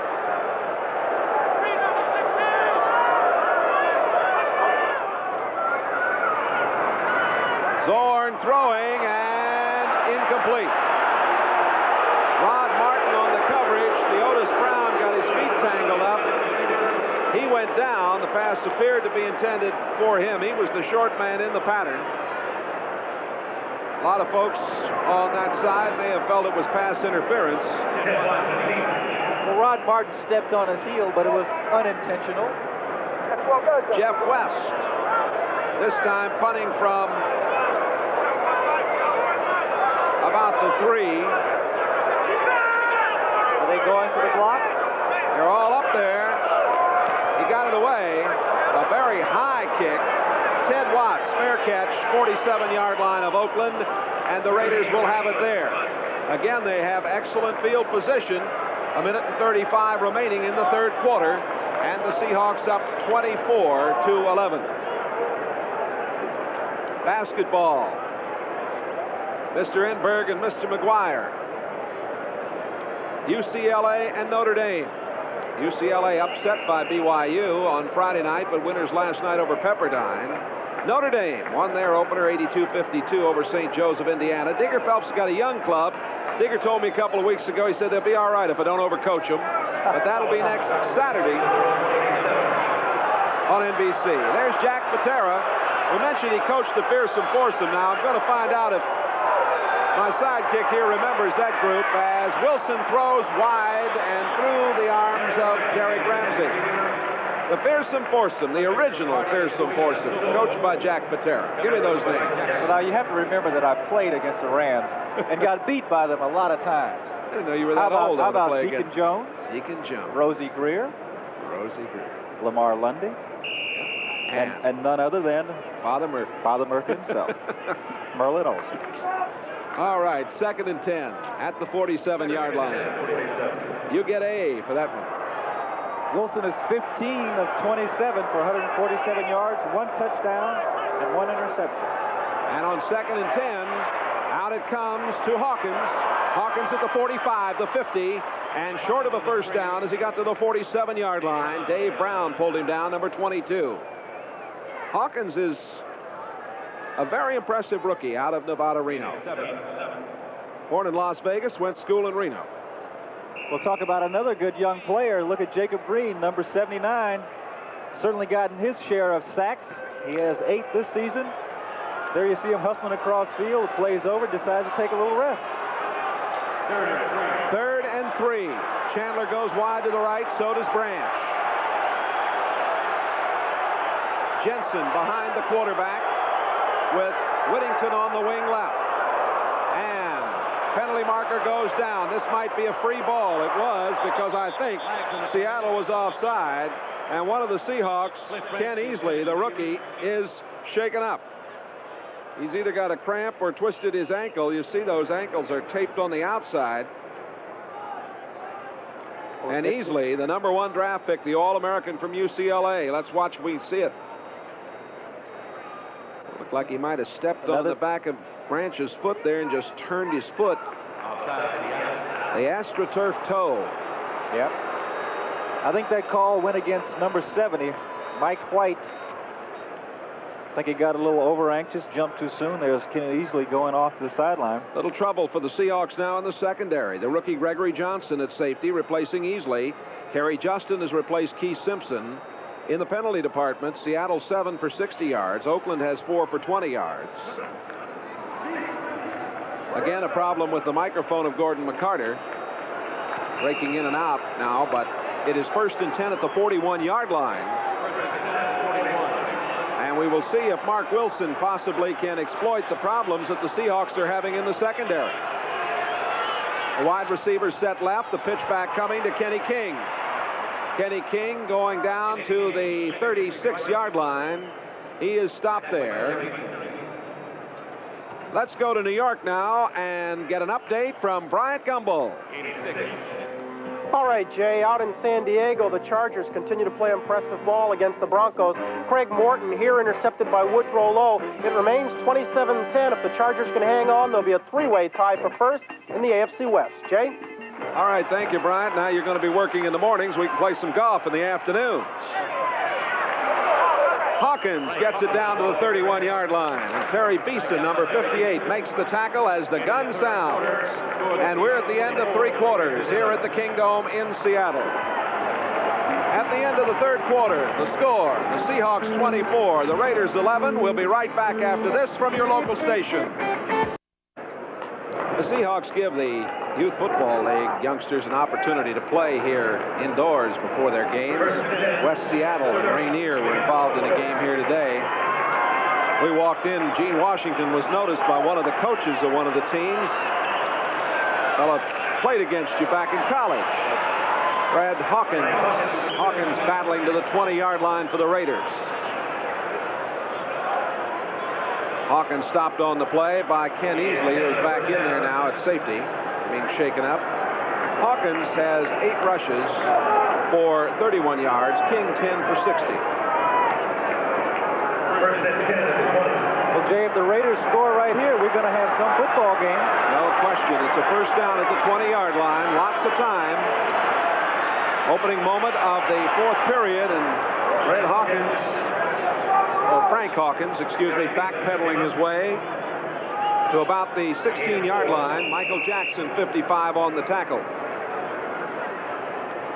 He's second down and 6. 24-11, the Seahawks. Tom Flores, 16 years as a player, a coach in the Oakland organization. Played 6 years a quarterback for the Raiders, also at Buffalo and Kansas City. Watching Wilson, and was he throwing or not? They're saying it's a live ball.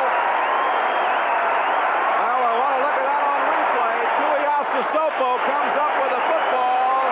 Seattle's going to get it, but I question whether the arm was in motion or not. Seattle has the football, that is for sure. I agree with you. This is a very questionable call.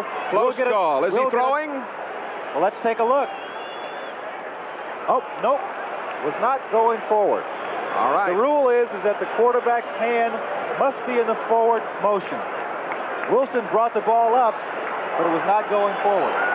Good call. Turnovers are always tough. We talked about them earlier. That gentleman right there saw this one very costly. Tom Flores.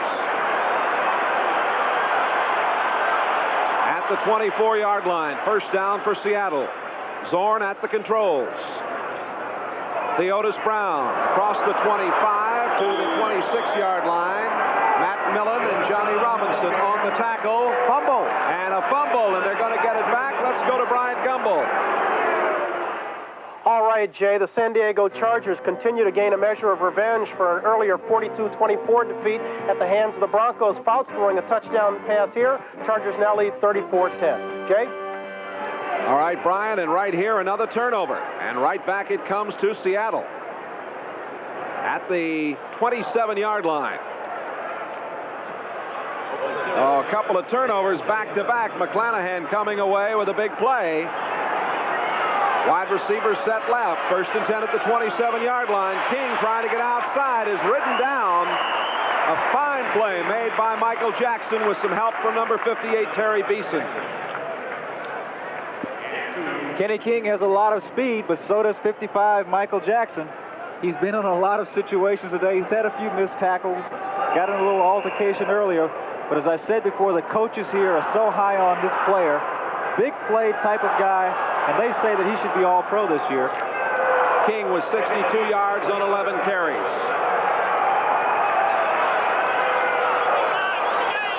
Second down and 8. Wilson in trouble. Tuiasosopo on the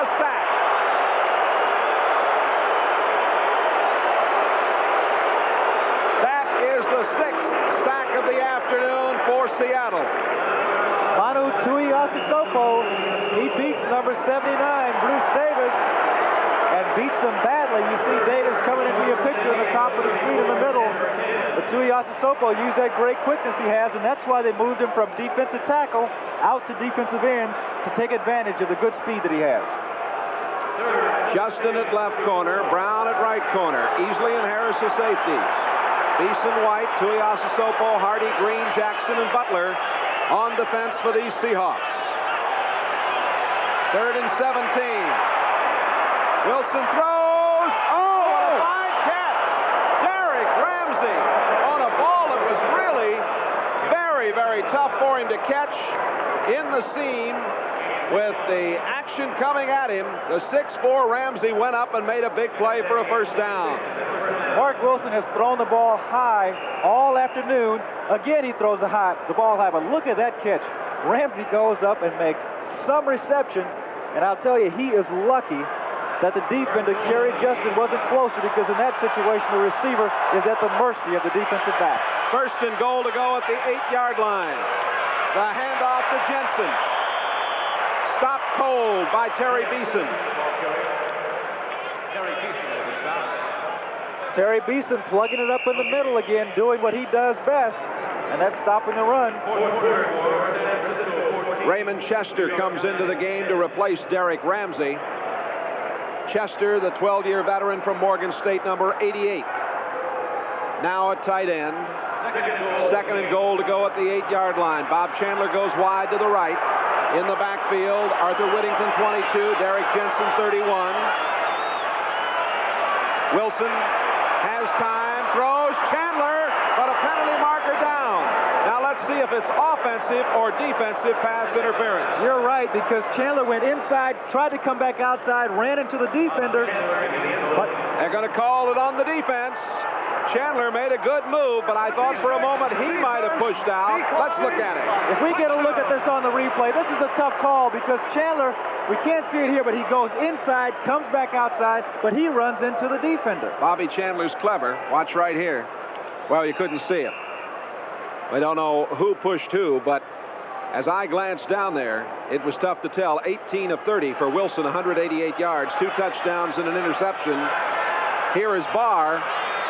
Missed one a moment ago. This one is up out of the hold of Bobby Chandler. And with 11 minutes and 2 seconds left in this game, Seahawks 24, Raiders 18. It's heating up in the Kingdom.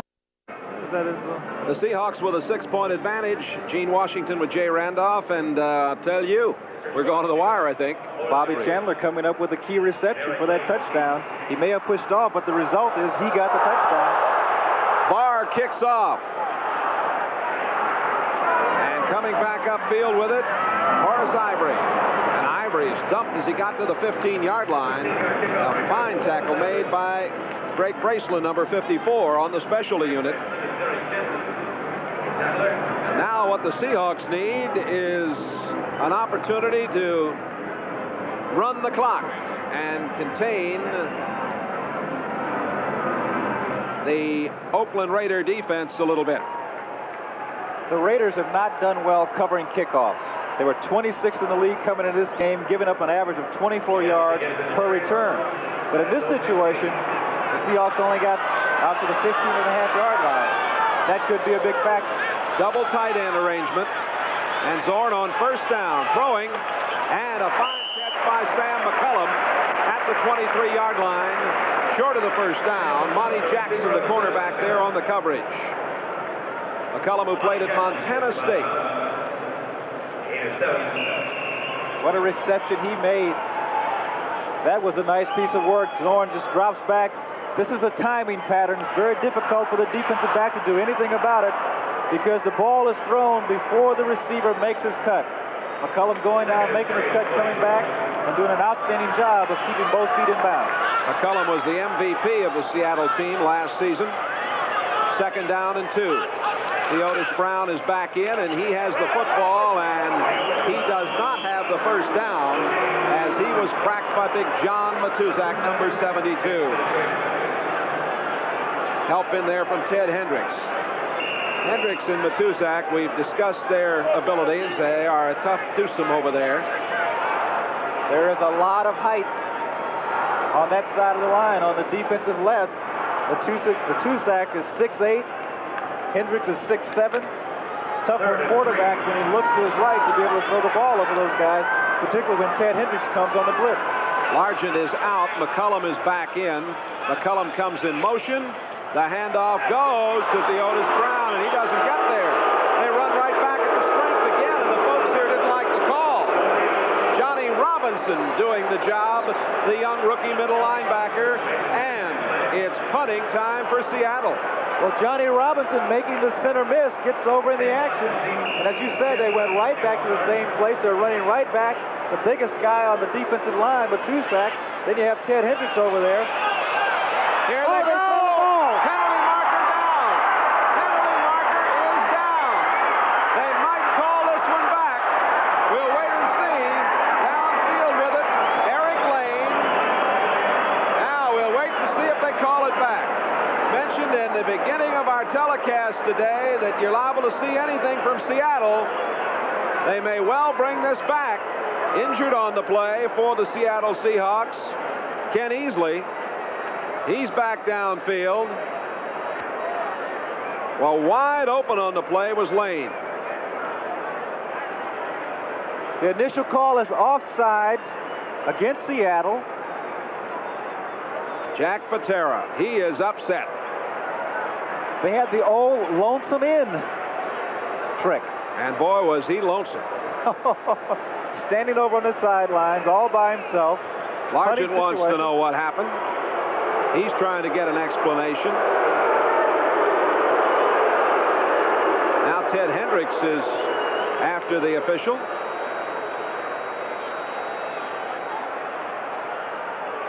Wait a minute. Unsportsmanlike conduct.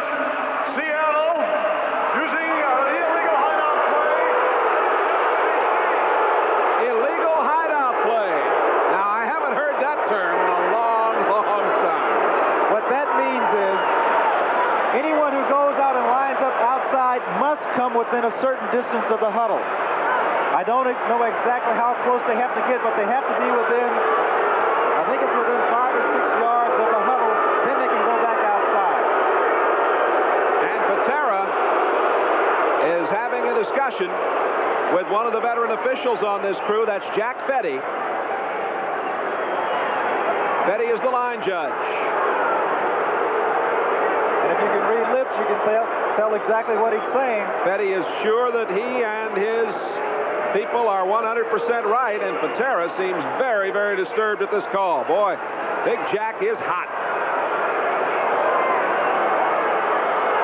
So now, instead of the first down way downfield, Jeff West is going to have to punt this ball from his own end zone. After the penalty, back to the 10-yard line. West hangs it high. Ted Watts at the 48-yard line of Seattle. We have 9 minutes, 20 seconds to play. Seahawks leading 24-18. Raiders with the football. Gene Washington, we tried to get a little further clarification on the penalty, and I think possibly we understand the call, and we'll get to that in just a moment. It's 1st and 10 at the 48-yard line. Handoff goes to Kenny King, and King fights for yardage down near the 43-yard line. Mike White made the tackle. King got clotheslined here a little bit by big number 70. Mike White. He's done a good job playing at that defensive tackle position. But let's get back to that penalty situation. Evidently what happened was that there were 10 men on the field. One of the Seahawks started to run into the huddle and stopped outside. And if I'm correct, you have to leave from the huddle and then go outside. You can't just come from the sideline and stop. 2nd and 5. The throw to the tight end, Ramsey, and a first down at the 29-yard line. Dave Brown made the stop. Number 84, Derek Ramsey, has been getting open all day long. He gets open this time over on the left side. Gets in between the seams on the zone, and you see number 53, Keith Butler, giving chase, but that's been the big difference so far today with Ramsey coming up with some key receptions. Ramsey, a quarterback at Kentucky. His former coach, Fran Kersey, sent packing this last week. Pitch back coming. Frank Hawkins. Tuiasosopo on the tackle. The gain is down to the 26-yard line. 24-18, the Seahawks. The Raiders trying to pull this one out. Hawkins now 44 yards on 10 carries.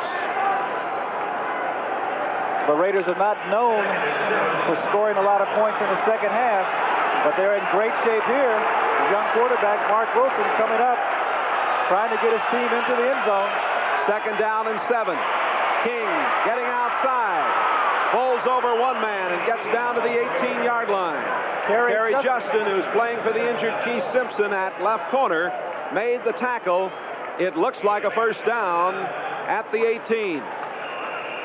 Kerry Justin playing out there for Keith Simpson has had some experience. As a matter of fact, he played an awful lot when Dave Brown was out injured, so he's not a newcomer out there.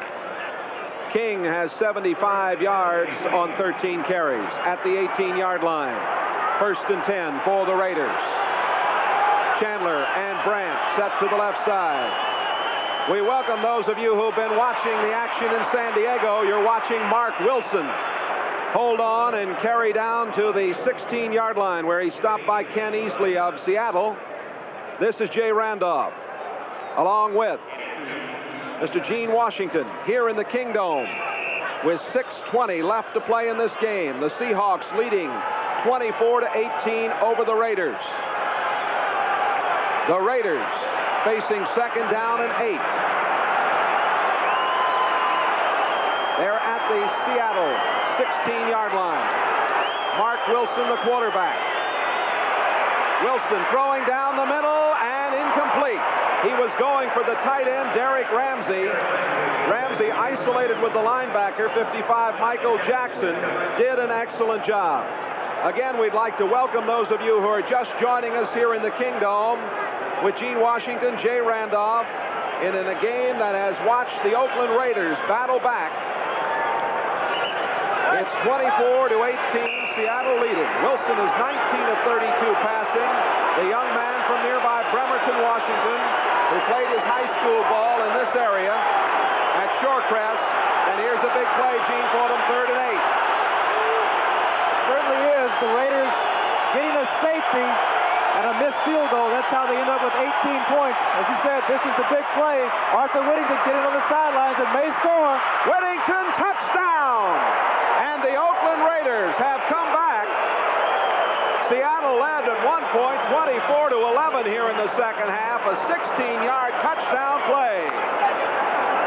Wilson doing a good job. Gets the ball out to Whittington. They have him in there because he's the best receiver of the running backs. Whittington's second touchdown of the season. The 4-year man from SMU. Another view. The Raiders back in the ball game, tied now 24-24 all. Should go ahead on this extra point. As I mentioned before, number 22 is the best receiver of the running backs. They want him in there in an obvious passing situation. Chris Barr had an extra point blocked earlier. Chandler will hold. On the way. It is up and it is good. And with 5 minutes and 53 seconds left to play in this game, the Oakland Raiders have taken the lead, 25-24. Whittington scoring his first touchdown passing, his second of the season. Barr kicking off. Oakland leading 25-24. Horace Ivory at the 9. At the 20. Ivory goes down at the 22-yard line. Penalty marker thrown in there as the tackle was made by Kenny Hill, number 48. A little altercation down there with Mike Davis. This has been a very hard-fought affair. 14 yards in the kickoff. Return for Horace Ivory. There is the drive for the score. Let's go to New York and Bryant Gumbel. Jay, in San Diego, the Denver Broncos' problems continue to mount. Trailing 34-10 in the ball game, this George Roberts punt starts them off at the 1, and just now Craig Morton has been intercepted by the Charger defense once again. It's 34-10 San Diego in the 4th. Thank you, Bryant. Number 36, kicking team. Number 37, receiving team. After the play. Unnecessary roughness on both sides after the play. Eric Lane for Seattle. Mike Davis for Oakland. Somebody had to do it first. You're right there, Mr. Washington. Very costly situation, though, for Seattle on that safety. The punter stepped on the in line. Jeff West was the man who caused the safety. I hope to show you that in a minute. There, Zorn statistics, the left-hander, quarterbacking Seattle, 1st and 10 from the 23. All kinds of time. And the catch made by the tight end, Mike Tice, number 86. Matt Millen, 55, made the tackle with help from Ted Hendricks. Now, here's the difference in this ball game.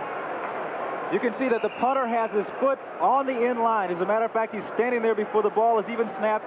The official sees it. He's going for his flag early because he knows that once that ball is snapped and he takes possession and he's standing on that in line, it's a safety. Jack Patera a few moments ago very upset when his team tried a trick play out of punt formation that didn't work. Sherman Smith is now in the backfield, number 47, with Dan Dornick, 33. 2nd down and 1. And the handoff to Dornick, and he did not get the first down. Johnny Robinson, the nose tackle. Talked all afternoon about Robinson, and he is an impressive rookie. He has done some job filling in for the injured Reggie Kinlaw, who went down before the season started. Very quick, and for a nose tackle, he's a guy that takes an awful lot of punishment. He's got 1 or 2 guys, usually 2 guys blocking on him all the time. But Robinson uses his quickness, and at that time he was able to elude the center, got in and stuffed it up. 3rd down and 1. And the call goes to Sherman Smith, and he's got the first down. Smith got near the 35-yard line. They're going to put it down at about the 34. Tackle made by John Matuzak, the 37th consecutive sellout for Seattle here in the Kingdome. And 57,147 showed up. They sold 64,757 tickets. Seattle is going with 3 wide receivers. Number 85, Paul Johns, has come in. The Raiders are countering. They're bringing in number 36, Mike Davis. You might look for a blitz in this situation. 1st and 10 from the 35, and Zorn rolling to stay away from any blitzing problems. The throw incomplete. Almost caught. Largent went up for it at the 46-yard line. Couldn't hold on. Monty Jackson there on the coverage. At halftime, it was Seahawks 10, Raiders 3. The Seahawks had a 24-11 lead at the end of 3 quarters. It is now 25-24 the Raiders. Largent today has been held in check for the most part. He's only caught 1 pass for 8 yards. He had 56 coming into today's game. But give Monty Jackson credit because he knocked that ball away in the last time. Let's see if the Raiders come with the blitz. They're showing it on 2nd and 10. And the throw is caught on the far sideline by Sherman Smith. Well, he beat the blitz. Zorn is down back at the 25-yard line. Zorn took a shot. Burgess Owens, the free safety on the tackle.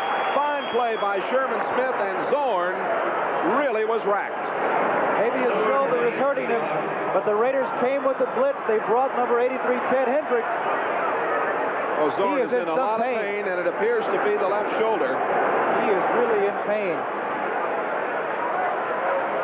Bruce Scott, along with Jim Weitzel, the trainers are out there. We have 3:20 left to play here in the Kingdome. A timeout with the score. The Raiders 25, the Seahawks 24. They're still attending to Jim Zorn, and they're working on the knee. He had grabbed his left shoulder, but apparently it is a knee problem. There is young Dave Craig. K-R-I-E-G, but pronounced Craig. And he'll be coming in. Let's watch and see if we can see what caused the problem for Jim Zorn. And you see number 83, Ted Hendricks, coming on the blitz with Rod Martin. You can see just on the right side of your screen, I think it was Jeff Barnes who made the dive. He hit Zorn on the knee, and the problem with this AstroTurf is that if a player has his leg planted and gets a shot, it's not going to give as it would on grass, because those cleats get into that AstroTurf, the friction is so great, the only thing that gives, unfortunately, is the knee. Zorn, 14 of 25, 239 yards. Last week, the Seahawks lost their fine middle linebacker, Joe Norman, a knee injury. And you see that now Zorn, who was in a good deal of pain moments ago, has apparently been relieved of that pain.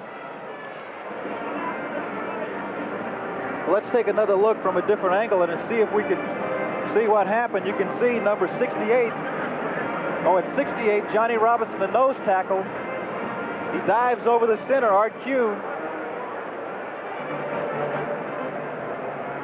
The pass was caught by Sherman Smith. And the fans here are giving a round of applause to one of their favorites, certainly, Jimmy Zorn.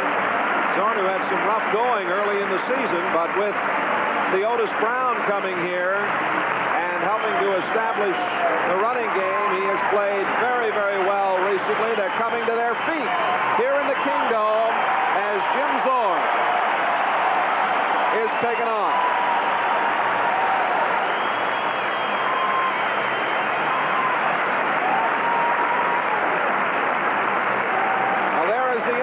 Dave Craig from Little Milton College in Wisconsin. I saw this young man play in preseason in a game here against the St. Louis Cardinals. He was very impressive. He is 7 out of 14 for 75 yards, 1 interception, been sacked 4 times. First and 10 at the 42. 3:10 left to play in the game. Raiders leading 25-24. Will they blitz the young quarterback? He throws and underthrows his intended receiver, Dornick, on the near side with coverage from the linebacker, 53, Rod Martin. The Raiders, they brought number 83, Ted Hendricks. Mike Davis came from the strong safety spot. I think what they're going to do is, if Seattle's going to score here, they're going to have to earn it. They're going to put a lot of pressure on young Dave Craig. They're going to make him get rid of that football early and try to force a turnover.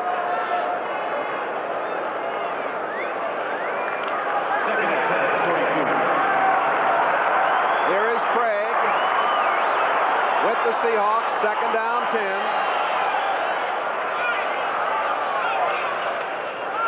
Craig rolling to get rid of the blitz, but it is incomplete. The throw was not a good one, but Largent, very sharp, came back up. And Burgess Owen on the coverage. The early indication that it appears to be a broken left leg for Jim Zorn, and that's bad news for these Seahawks. Well, and we'll athlete. get a definite confirmation on that.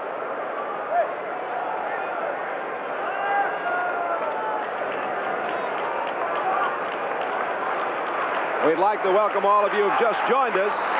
The Seattle-Oakland game still in progress. Raiders leading 25-24. Third down and 10 at the 42-yard line. Jay Randolph along with Gene Washington. Craig throws, and there was action here on the sideline as the pass was intended for Largent. He ran into Monty Jackson. I want to remind you, NBC's Smurfs program will be seen immediately following the conclusion of NBC football coverage over most of these stations, except for most Mountain and Pacific time zone stations, where it will be seen at its regular time. Well, Jay, I certainly agree with the philosophy that Oakland has. In this situation, you have a new quarterback come in. They're blitzing and they're bringing everybody. They're not going to allow him the luxury of getting back there and trying to read the defense. He's down to 4th and 10 at the 42, 2:51 to go. Lots of pressure on the defensive quarterbacks in this situation if they come with the blitz again. They backed off a little bit. Craig throwing, and it is incomplete. The pass was intended for Sherman Smith. Rod Martin over there made a very big play, and he is happy about it. A big play indeed, because when the football was thrown, his back was to the ball, and you'll see Hendricks comes in, but they drop the other linebacker's back. They leave Rod Martin in because he does cover the pass well. Look, he doesn't see the football, turns right at the last minute, almost comes up with an interception. We'll be back at the Kingdome in just a moment. Raiders lead it by 1. The Raiders, the 4th best defense in the AFC, and Martin very happy about making the big play there. As we pause briefly for station identification, this is the NBC television network.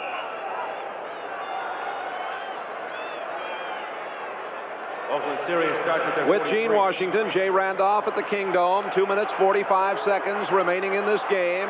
The Raiders have come back to take a 25-24 lead after being down 24-11 in this game. And that is Frank Hawkins, the rookie from Nevada Reno. Kerry Justin playing for the injured Keith Simpson. Justin, 26, made the play with help from Jacob Green, number 79. We talked at the beginning of this telecast, Gene Washington, about the pride and poise of the defending world champion Oakland Raiders as Seattle takes a timeout right now and stops the clock with 2:38 to play. And certainly it is in character to see the Raiders come back the way they did this afternoon. Well, I said at the top of the show that this is a team that's not going to give up. They have not had a losing season since 1964, and they certainly don't plan to start a new string with this ball game. There's a young quarterback, Mark Wilson. They've gone all the way with him, and what this does for a young quarterback is that it builds his confidence. Let's go back to New York now. Bryant Gumbel standing by with an update. All right, Jay. In San Diego, the Chargers appear to be just putting the finishing touches on their defeat of Denver. This sack of Steve DeBerg just makes matters worse. It's 34-10 San Diego in the 4th. Jay? All right, Brian, and of course, last week it was 55-21, San Diego over the Oakland Raiders. Hawkins with 49 yards, King with 75, and that's Hawkins breaking down over the 40. Oh, loses the ball! Lost the ball, and Bobby Chandler has it, and Chandler is all the way to the 11-yard line. Chandler running along in a foot race with Hawkins just a step in front of him, and it's a 41-yard play. You couldn't draw this up on the board, I don't think. Everything went wrong for the Raiders in the first half. It went right to Seattle. In the second half, you can see the ball is popped loose. That's 55. Michael Jackson knocks the ball loose, but it goes right into the hands of Bob Chandler. Seattle calls timeout with 2:15 remaining to be played. You'll see number 55, Michael Jackson. He'll knock this football loose. Right there. Boom, knocks the ball loose. Bob Chandler's like it was a lateral. The ball comes right to him. Trying to outrun Dave Brown for the touchdown. Chandler's been the man who's been in the right place at the right time. Things seem to be going, well, not seem to be, they definitely are going the way of the Raiders here in the second half. Chandler hurting a little bit. Let's remind you next Sunday on NBC, Bryant Gumbel will be along to host NFL 81, the doubleheader. New England at Miami. And, of course, Kansas City is at Denver. Buffalo takes on San Diego. You'll want to check your local listings for the game and times in your area. Next Sunday, NFL action on NBC. Gene, these two teams, of course, are not going anywhere. One might say, well, what happened to the Oakland Raiders? And you've been very close to their situation. We can talk about that, I think, over the next couple of minutes as we see Jensen bounce inside the 5-yard line down to the 3. Terry Justin on the tackle. I think, Gene, it's safe to say that this Oakland Raider club is a team in transition. Well, that's certainly true. Whenever I look at a football team, I always look at the offensive line because that's where everything begins. You look at the Raiders, Gene Upshaw, Art Shell, two mainstays are no longer there, given away to younger players like number 60, Kurt Marsh. All right, time now for one of our fantastic finishes. As you look at the Seagulls, we'll tell you that the executive producer of NBC's NFL football is Don Ohlmeyer. Coordinating producer, Ted Nathanson. Today's telecast produced by Terry Ewert. Directed by Bucky Gunts. The associate director, Jim Marcioni. Thanks to all of our crew here in the Kingdome for a splendid job this afternoon, bringing you the sights and sounds of the National Football League. Well, it appears as though Seattle has let this one get away. With that safety, Oakland is still alive, although the hopes aren't that good of getting to the playoffs. Statistically, I guess they still have a chance. Derek Jensen gets near the 1-yard line, plowing straight ahead. Tough going. And did we have a fumble recovery in underneath there? The Seahawks are saying it should be their ball. This has been a rough and tumble affair. Boy, oh boy, Michael Jackson is hot once again, number 55 for the Seahawks. I think they've ruled that it was a touchdown. They did indeed. They ruled touchdown. I never saw one of the officials come up, but it is a touchdown for Derek Jensen. You see Jackson going off there, number 55. He has had a very tough day. The point after will come out of the hold of Bob Chandler with Chris Barr.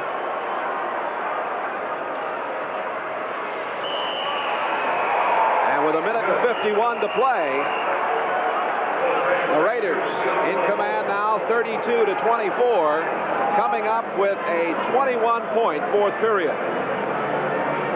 The thing that makes that so unusual is that Oakland has been one of the lowest scoring teams in the league in the second half. Let's take a look at Jensen as he goes in for the touchdown. Michael Jackson was obviously upset. He says that he never scored. I can't tell. It's tough to see. Well, Ray Chester scored. There he is in the middle of the action. We lost the vision. We couldn't see whether Derek Jensen got in there or not, but obviously the official said he did, so it counts. Well, to recap again, the Seahawks led 10-3 at halftime. At the end of 3 periods, Seattle with a 24-11 lead. But the Raiders have come back with 21 unanswered points here in the fourth period to lead at 32-24. And if Oakland wins it, they will be 6-7. Seattle will be 4-9, and will have lost, of course, the talented Jim Zorn for the remainder of the season. NBC's Smurfs program will be seen immediately following the conclusion of NBC's football coverage over most of these stations, except for most Mountain and Pacific time zone stations, where it will be seen at its regular time. Here's the kick coming downfield, and it is taken by Horace Ivory. He's at the 20 and out to the 24-yard line. Hit by number 54, Greg Braceland on the specialty unit for the Raiders. 1:46 remaining. The Raiders have 3 timeouts remaining. The Seahawks are out of timeouts. And that's the second-year free agent, Dave Craig, who has taken over at quarterback for Seattle. Jack Patera, fine head coach of the Seahawks, upset in the second half when a play out of punt formation was called unsportsmanlike conduct because he hit a player on the field. Craig throwing and completing to Sherman Smith. Smith is over the 30 to the 32-yard line. Ted Hendricks, number 83, the left linebacker, made the tackle. Jim Zorn going out with that broken left leg. You hate to say something is good, but that's better than having a torn knee ligament. He can recover from that a lot easier than he can from having damage done to the knee. This pass intended for Dan Dornick, incomplete. You see the clock shows 1:23 remaining. Next week, the Seahawks will meet the New York Jets here at 1 o'clock. The Jets shutting out Baltimore today. And the Raiders play the Steelers a week from tomorrow night in Oakland. Jack Patera in his 6th season at Seattle. His record will drop to 33-56. The games remaining for the Raiders and the Seahawks.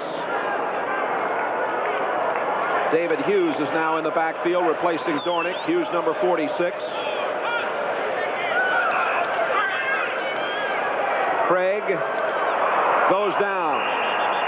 Cedric Hartman putting the pressure on number 86. And Johnny Robinson, the rookie linebacker, doing the rest. Man, we've talked about all game long. That's the first sack of the afternoon, believe it or not. for the Oakland Raiders. Oftentimes, pressures are as good as sacks. They certainly put the pressure on the quarterback a lot today. 4th and 6. The throw is complete for what appears to be a first down. Sherman Smith took it, was hit by Rod Martin, number 53. Clock running with 55 seconds remaining to be played. The first half, Oakland appeared to be completely dead. You got to say one thing. They came back very well indeed. Here's Dornick getting to the 44-yard line. Hit by Hendricks with 35 seconds remaining. Oakland deciding to go all the way with their young quarterback, Mark Wilson. He did a fine job. He was a little high most of the game, but he got those completions when they needed them. Here's a completion down the sideline. Largent is out of bounds at the 12-yard line. Burgess Owens ran him out. What a fine catch by Largent, only his second of the day, a 43-yard pickup. Burgess Owens on the stop. There's Dave Craig going back, and he's going to find Steve Largent. And as you mentioned, this is only his second reception of the day. Certainly below par for this excellent receiver. Lester Hayes was trying for the interception there and just overran the play. Not only was he trying for the interception, he wanted a touchdown. Indeed. Oh, the ball is at the 12. First and 10. We look at it again. You can see Lester Hayes sees nothing in front of him but real estate, and he's going for the touchdown. He knows they've gotten the game won. Mark Wilson went all the way for the Raiders today. Dave Craig now playing out there for the injured Jim Zorn. Craig, and incomplete. It looked like the intended receiver, Sam McCullum, was held up, but there's no flag. Coming all the way across the field, Mike Davis, who missed most of the season with an injury, covering McCullum, went for the football, grabbed him around the neck a little bit, but the officials are going to rule that if the receiver has no chance to catch the football, there's no interference. After the 13th week of the season last year, the Raiders were 9-4, and of course they went on to win Super Bowl 15, 27-10 over Philadelphia, after defeating San Diego, Cleveland, and Houston in the playoffs. 2nd and 10 at the 11-yard line for Seattle. Craig throwing, and touchdown!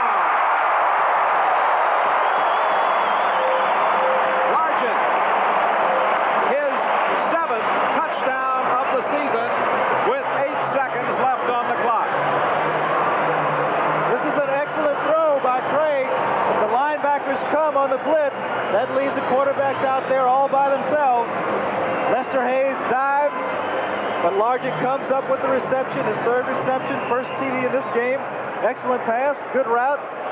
Lester Hayes just can't get there. And Seattle fans will hearken back again to that safety in the third period, charged against the punter, Jeff West. Not only that safety, but that fake punt situation was a big play. This is Wilson Alvarez, who's taken over for the injured Efren Herrera, booting the point after. And 32-31, the Raiders, with 8 seconds remaining, and we can anticipate the onside kick. Seattle is out of timeouts. The Raiders have 3. Well, it is possible to kick off, have the opposing team not recover once it passed 10 yards. The Seattles could then, if they touch the ball, I guess they could pick it up and advance it. So there is a chance that they could get the ball and score, even with the 8 seconds. Slight chance. Yep. Well, you know yourself, as much as you played over the years, when there's still time on the clock, you're in business. I will never forget the playoffs in San Francisco against Dallas. We were beating them a minute and a half to go. A young guy named Roger Staubach comes into the ball game. They go down the field and score. There's about 30 seconds to go on the clock. They kick an onside kick, get the ball back, and score again. Knock us out of the playoffs. Boy, oh boy, what a way to go. Well, it's been a pleasure working with you this afternoon. Quite a comeback for the Oakland Raiders. They're a classy bunch, even though they've had a very rugged year. And the Seahawks are an improving club. Certainly, we have seen that they play much better with being able to establish that running game as they did here in the first half today. And they had a lot of things going for them. Theodis Brown has meant so much to this team with this great running ability. They're lining up for that onside kick, and they have everyone on the far side of the field.